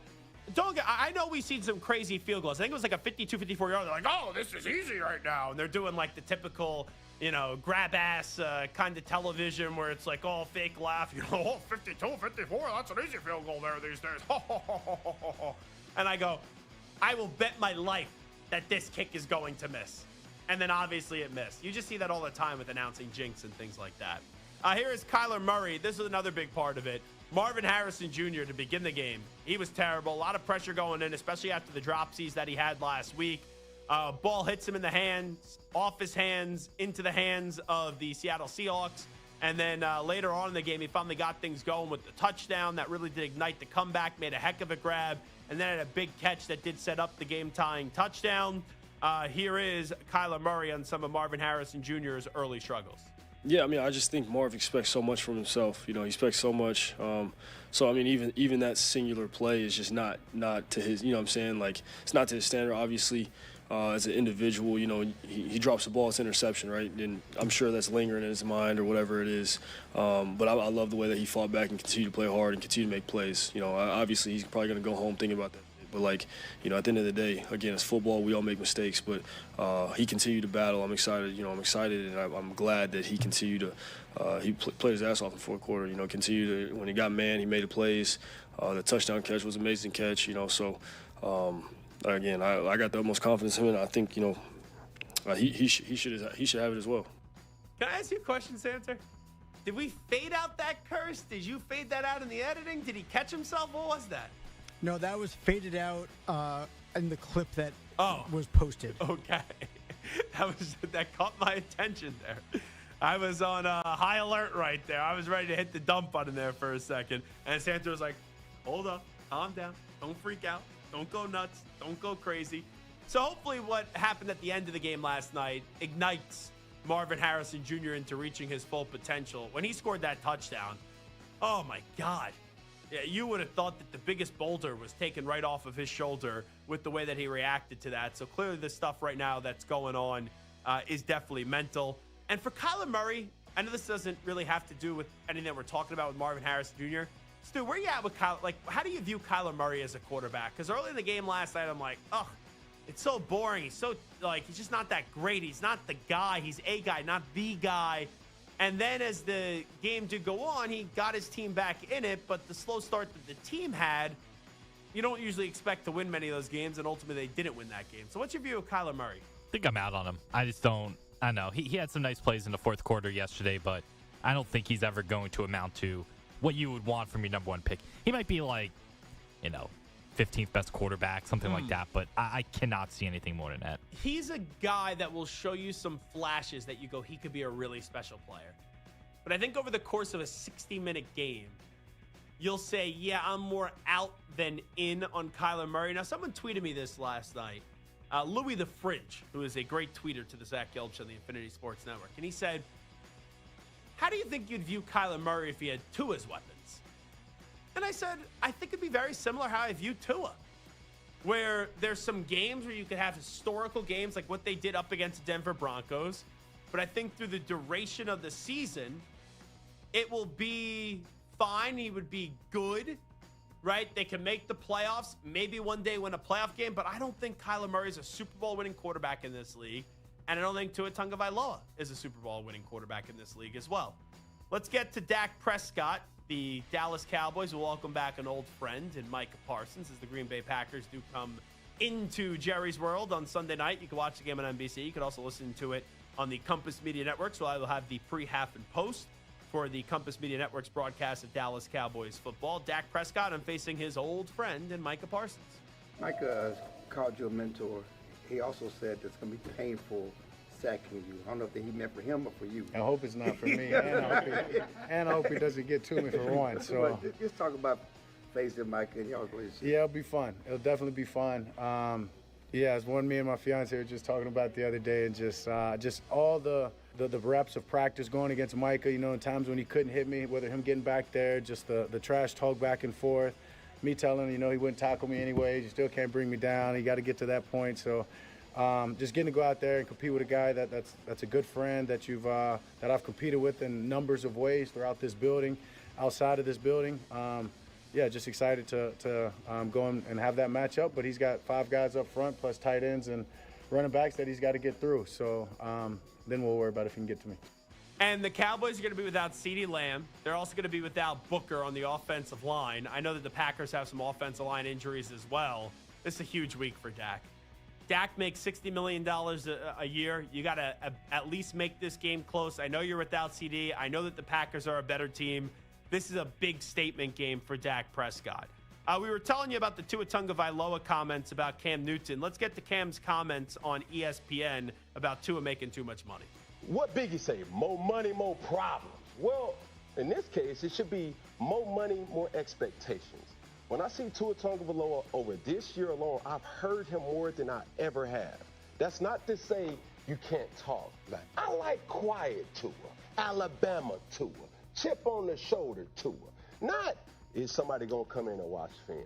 Hey, let's see what this is. Hey, I was this since I was that. Taking certain things. Man, bro, what you're being paid, what you're asked to do, what you have the capability of from one quarterback to the other, I look at the situation as like, bro, come on, dog. Especially when you got a Ferrari and a Lamborghini and other amenities that some quarterbacks wish they had. I think Cam's right and Tua's wrong. Now here's Tua responding back to Cam. We'll play that for you one more time. Well, anybody can play quarterback in this league then. I mean, I want to see anybody on the streets come and play quarterback. I mean, Cam's doing his thing for sure, but you know, I think it's easier to be able to hold a clicker and talk about it that way, or talk about what someone else is doing wrong when you're not going out and having to do the same as them, right? So I think it's easy to do that. I think anybody can do that. I don't think anybody can play quarterback. So the questions that were being asked is the fan reaction when people just say, oh, you make all this money, and then you had the interception, and they brought up the Cam comments as well. The more and more I hear, I really don't believe that Tua made that as a shot about Cam, but he was kind of sloppy. He's like, oh, Cam's doing his thing. I think he's just saying, like, he's on TV. I don't know if that was necessarily him really taking a shot at Cam, but when you leave it up to interpretation, Tua, you're going to get slammed for it. And also, you just cost your team the game last week, even though your team was in it against Buffalo, and many people didn't think they were going to be in it with that terrible interception that you had. Friend of the show, Sean Alexander, I talked to this morning. He was on Up and Adams with Kay Adams, and he had a pretty big announcement. Listen up. We're just now starting to tell people, but number 14 is in the belly. You're the first one I've told on TV. Congrats on that. We have had 10 girls, 3 boys. I'm listening to everything you're saying, Sean, but I'm stuck on how many children? You know what? It's really How many? This will be number 14. Phillip Rivers, get to work. That's what I want to say. They slacking. Phillip steals headlines with 10. You only have 10 children, Phillip. Get a grip. We should take his Hall of Fame away and give it to you. Yeah, I want my kids to see the Hall of Fame. Am I asking too much? I heard nothing after 14 children. I heard nothing he said. Like, he needs 2 rows at the Hall of Fame. That's why they're not letting him in. They're like, we can't give you 2 rows. How do you travel? Like, does he have a bus just to take the kids to school? Does he, does he have a private plane? Imagine having to buy, so he's going to have 14 kids now. So that's 14 tickets plus 1 for mom and dad. Just to travel, take a family vacation. 16 plane tickets. Forget about a family vacation. What about going to Target? How do you fit 14 kids in a car? A bus. That's what I said. Like, does he take a bus? Oh, my God. Now, Samter, you have a kid. Stu doesn't have a kid, and I don't have any kids that I know of. Good answer. When you have one kid, could you imagine 13 other little Samters running around the house? I would only be so lucky. If the other 13 are like my Alexandra, I'll take 100 too many kids. It's too many damn kids. How do you remember all your kids' names? Serious. That's like Antonio Cromartie. Just do what George Foreman did. George, and George. That's too many kids. I love Sean. Live your life, do whatever. That's too many kids. And you know what I feel bad for? His wife. Could you imagine having to push out 14 kids? Or you don't got to push them out and then they, cut open your stomach and all. Oh, my God. Well, forget about pushing it out. The 9 months, 10 months of being pregnant is brutal. And I think his oldest kid is in college. There was no load management days for her. There was no off days. It's like one every year. That's crazy. That's crazy. That is like my best friend growing up. His sister is a year younger than him. So that was like back to back. And that always blew my mind. But it's like they're pregnant almost every year, if not every year. That's a lot of children. Don't you just gotta snip, snip, right? Don't you gotta at that rate? I'm not criticizing the actual act, but at that rate, that's too many children. Remember that show, John and Kate plus 8? Remember that show? They should do a reality TV show with Sean Alexander. He's got 14 kids. Oh, my God. Here is C.J. Stroud on the 0-3 start for the Texans. I'm hopeful. I'm faithful to the process and to our team. And, yeah, I'm just, charging every day, staying positive and, trying to take guys with me to win games. And then let's get to Diana Rossini. She tries to explain what's going on with the Texans and C.J. Stroud, and she was on the Dan Le Batard show, and she had this little piece of information. C.J. Stroud is really good. They are still trying to figure themselves out on offense. They have a new play caller. They have a different-looking offensive line. I still think they're working some kinks out. So he's still good. I'm not in the camp of he's ruining his opportunity here to get some mega extension. I still think C.J. Stroud can play.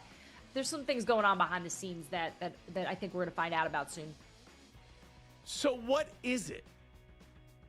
Was it Bobby Slowick? That's who they blamed last year. Laramie Tunsil, they traded. So she said the offensive line, they're trying to figure it out. You have a new play caller. And she still believes. So what could be so bad behind the scenes?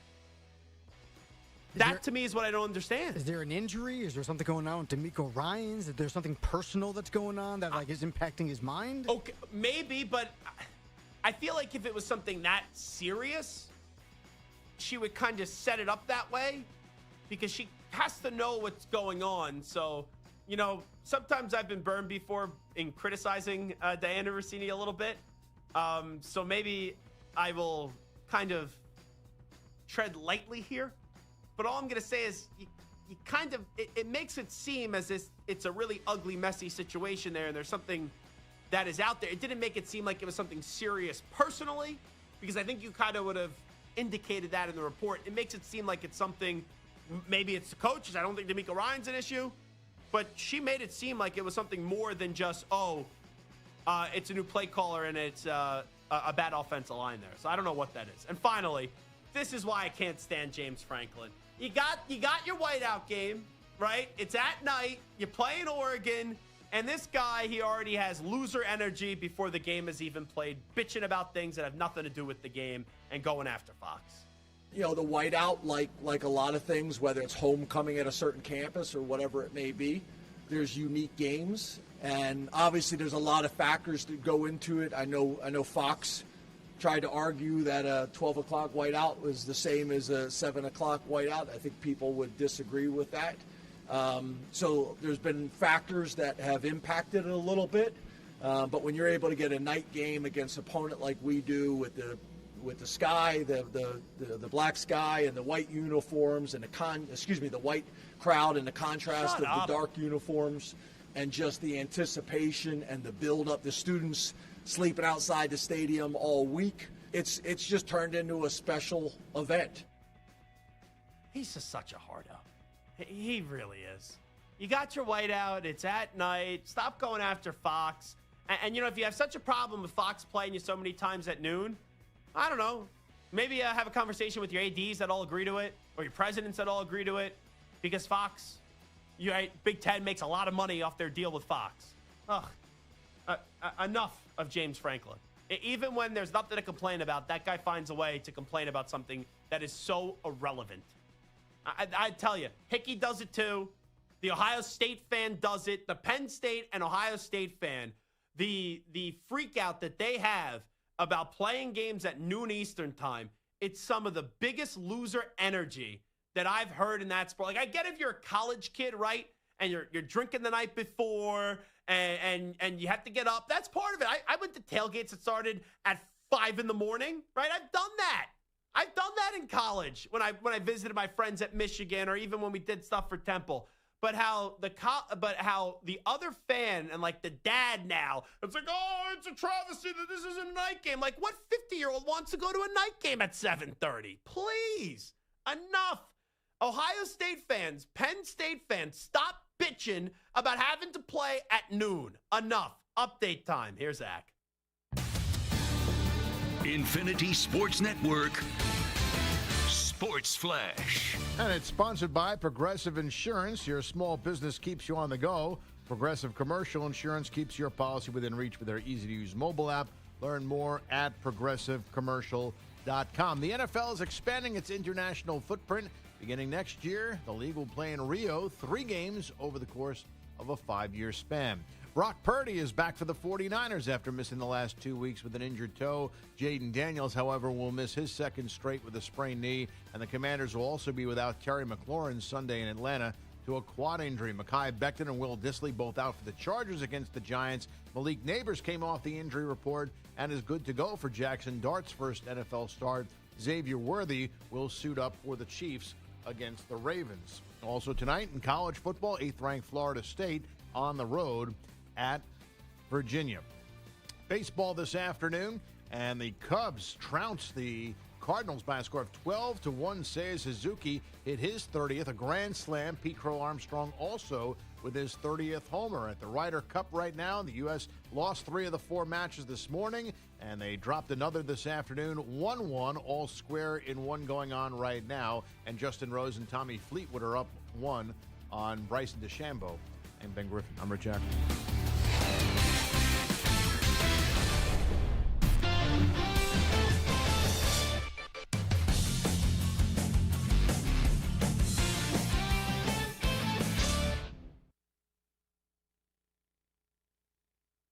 You're in a 5-minute break.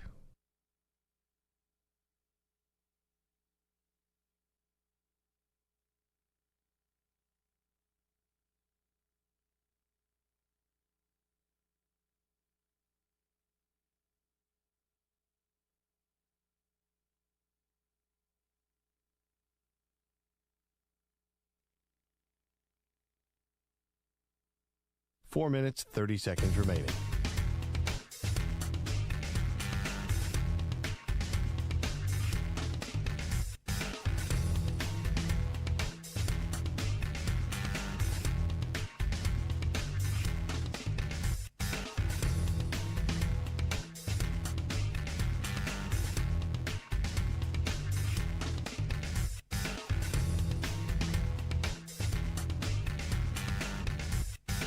Four minutes remaining.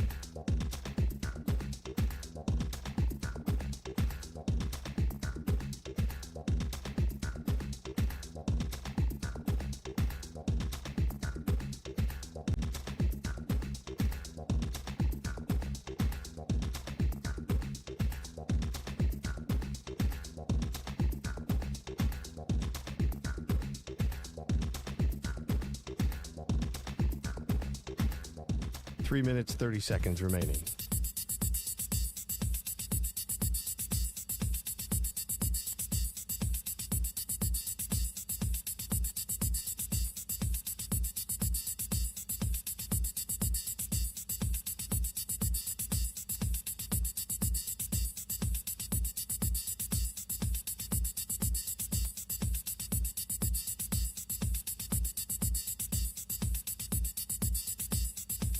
Three minutes remaining.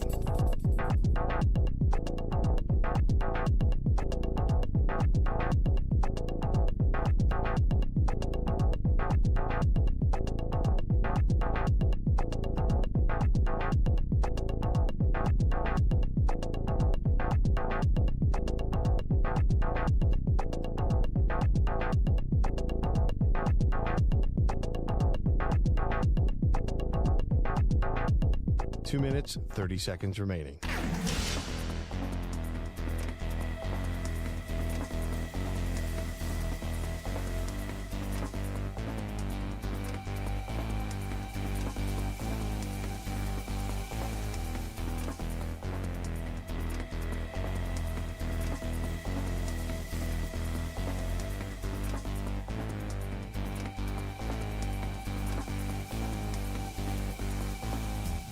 Two minutes remaining.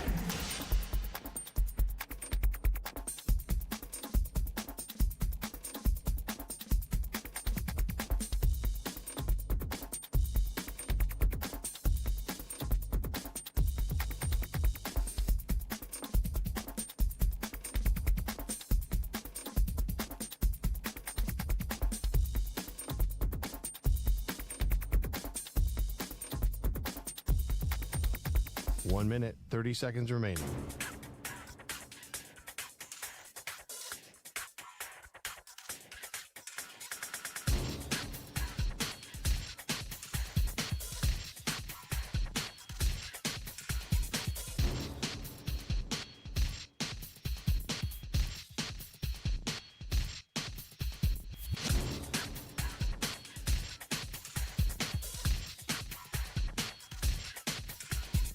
One minute remaining.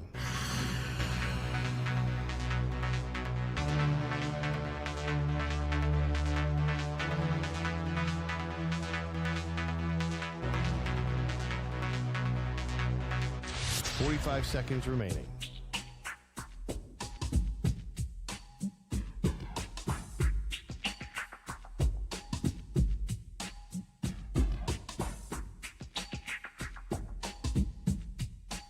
Seconds remaining.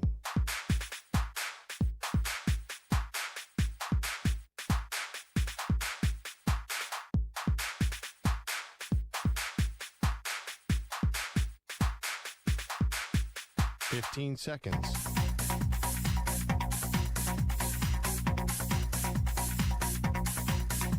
Break ends in 5 seconds.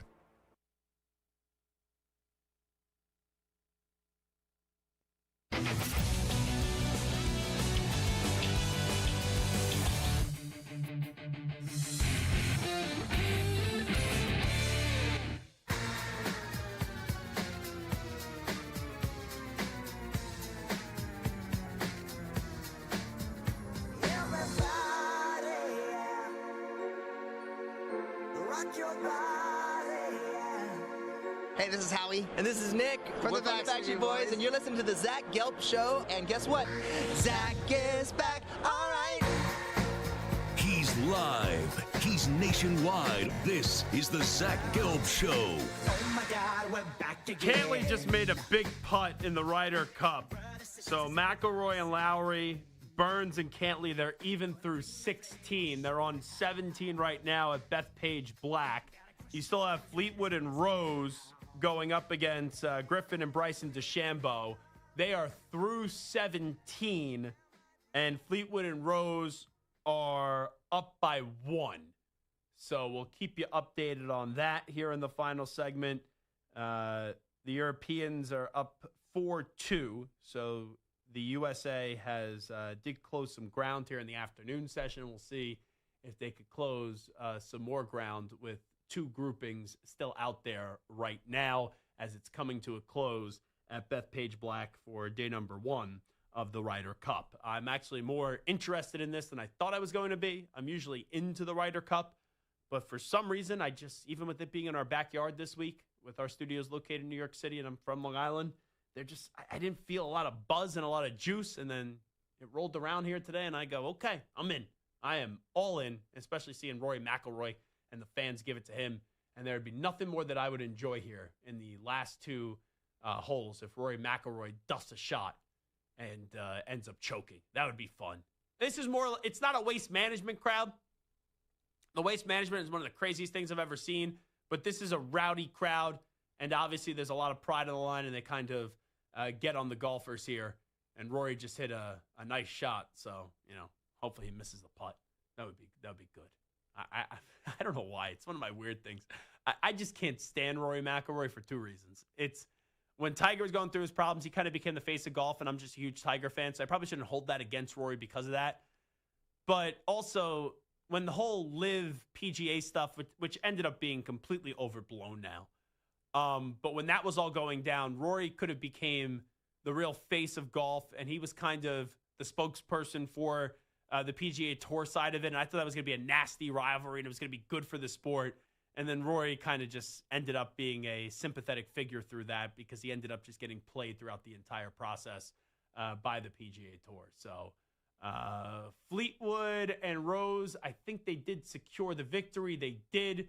So the Europeans now take a 5-2 lead up against the USA, which makes this finish as they're even through 16, as they're on 17 right now with McIlroy and Shane Lowry and Sam Burns and Patrick Cantlay even bigger. If they tie, I think they both get a half point if the scoring, if I know that correctly. But if they do get a victory, then you do get a full point. So we'll have to wait and see on that. So let's hope Rory McIlroy and company end up choking here on the last two holes. Anyway, it's time to answer Ask the Pros question of the day, and it's brought to you by O'Reilly Auto Parts. Stu on Long Island says, can Carson Wentz resurrect his career in Minnesota? You could submit a question by tweeting at INFSportsEd or at Zach Gelb using the hashtag #AskThePros. Think O'Reilly Auto Parts for our car care needs, guaranteed low prices and excellent customer service from the professional parts people at O'Reilly Auto Parts. The Vikings did win last week. I think that was because of Isaiah Rodgers, though. And Jordan Mason had a good game. I wouldn't really say Carson Wentz did much. I'm not going to fault him when he completes 70% of his passes, 14-20. He did a good job managing the game and 2 touchdowns to no interceptions. But I think the bigger thing here is how Kevin O'Connell kind of handled it this week. Let's see J.J. McCarthy practice first, then we'll get to it. I think the Vikings are going to beat the Steelers this weekend. Then after that, they play the Browns. They're staying on out there. Not in America. They're in Dublin, Ireland. I think the week after that, they go to England. Yeah, they go to London. So they go from Germany to Dublin, Ireland to London. But if they go win those next 2 games and Wentz is the guy and he's 3-0, are you going to bench him for McCarthy coming out of a bye week going, back to Minnesota to play the Eagles? Just an interesting thing. So I'm not very pro Carson Wentz, but in this situation in Minnesota, it's tough to mess it up if you're the quarterback. You just play game manager football. Look what Sam Darnold did. You go win a lot of games and you go get yourself a new contract. So in a weird way, I think Carson Wentz could actually have success in Minnesota. I cannot believe I just ended the show on a Friday saying that. Enjoy the college football this weekend. Enjoy the NFL. I'll be back on Sunday for Sunday morning football on many of these same stations from 10 a.m. to noon p.m. Eastern time. You can also hear me on the Cowboys game at night for Compass Media Networks doing the pre-half and post studio roll. And then we'll be back on Monday right at 3 p.m. Eastern, noon Pacific time for another edition, another week of the Zach Gelb Show. Sue Stanter, thank you very much. Big thanks to each and everyone if you're tuning on in. We will talk to you over the weekend and also on Monday. We out. Bye-bye. Go USA. Peace.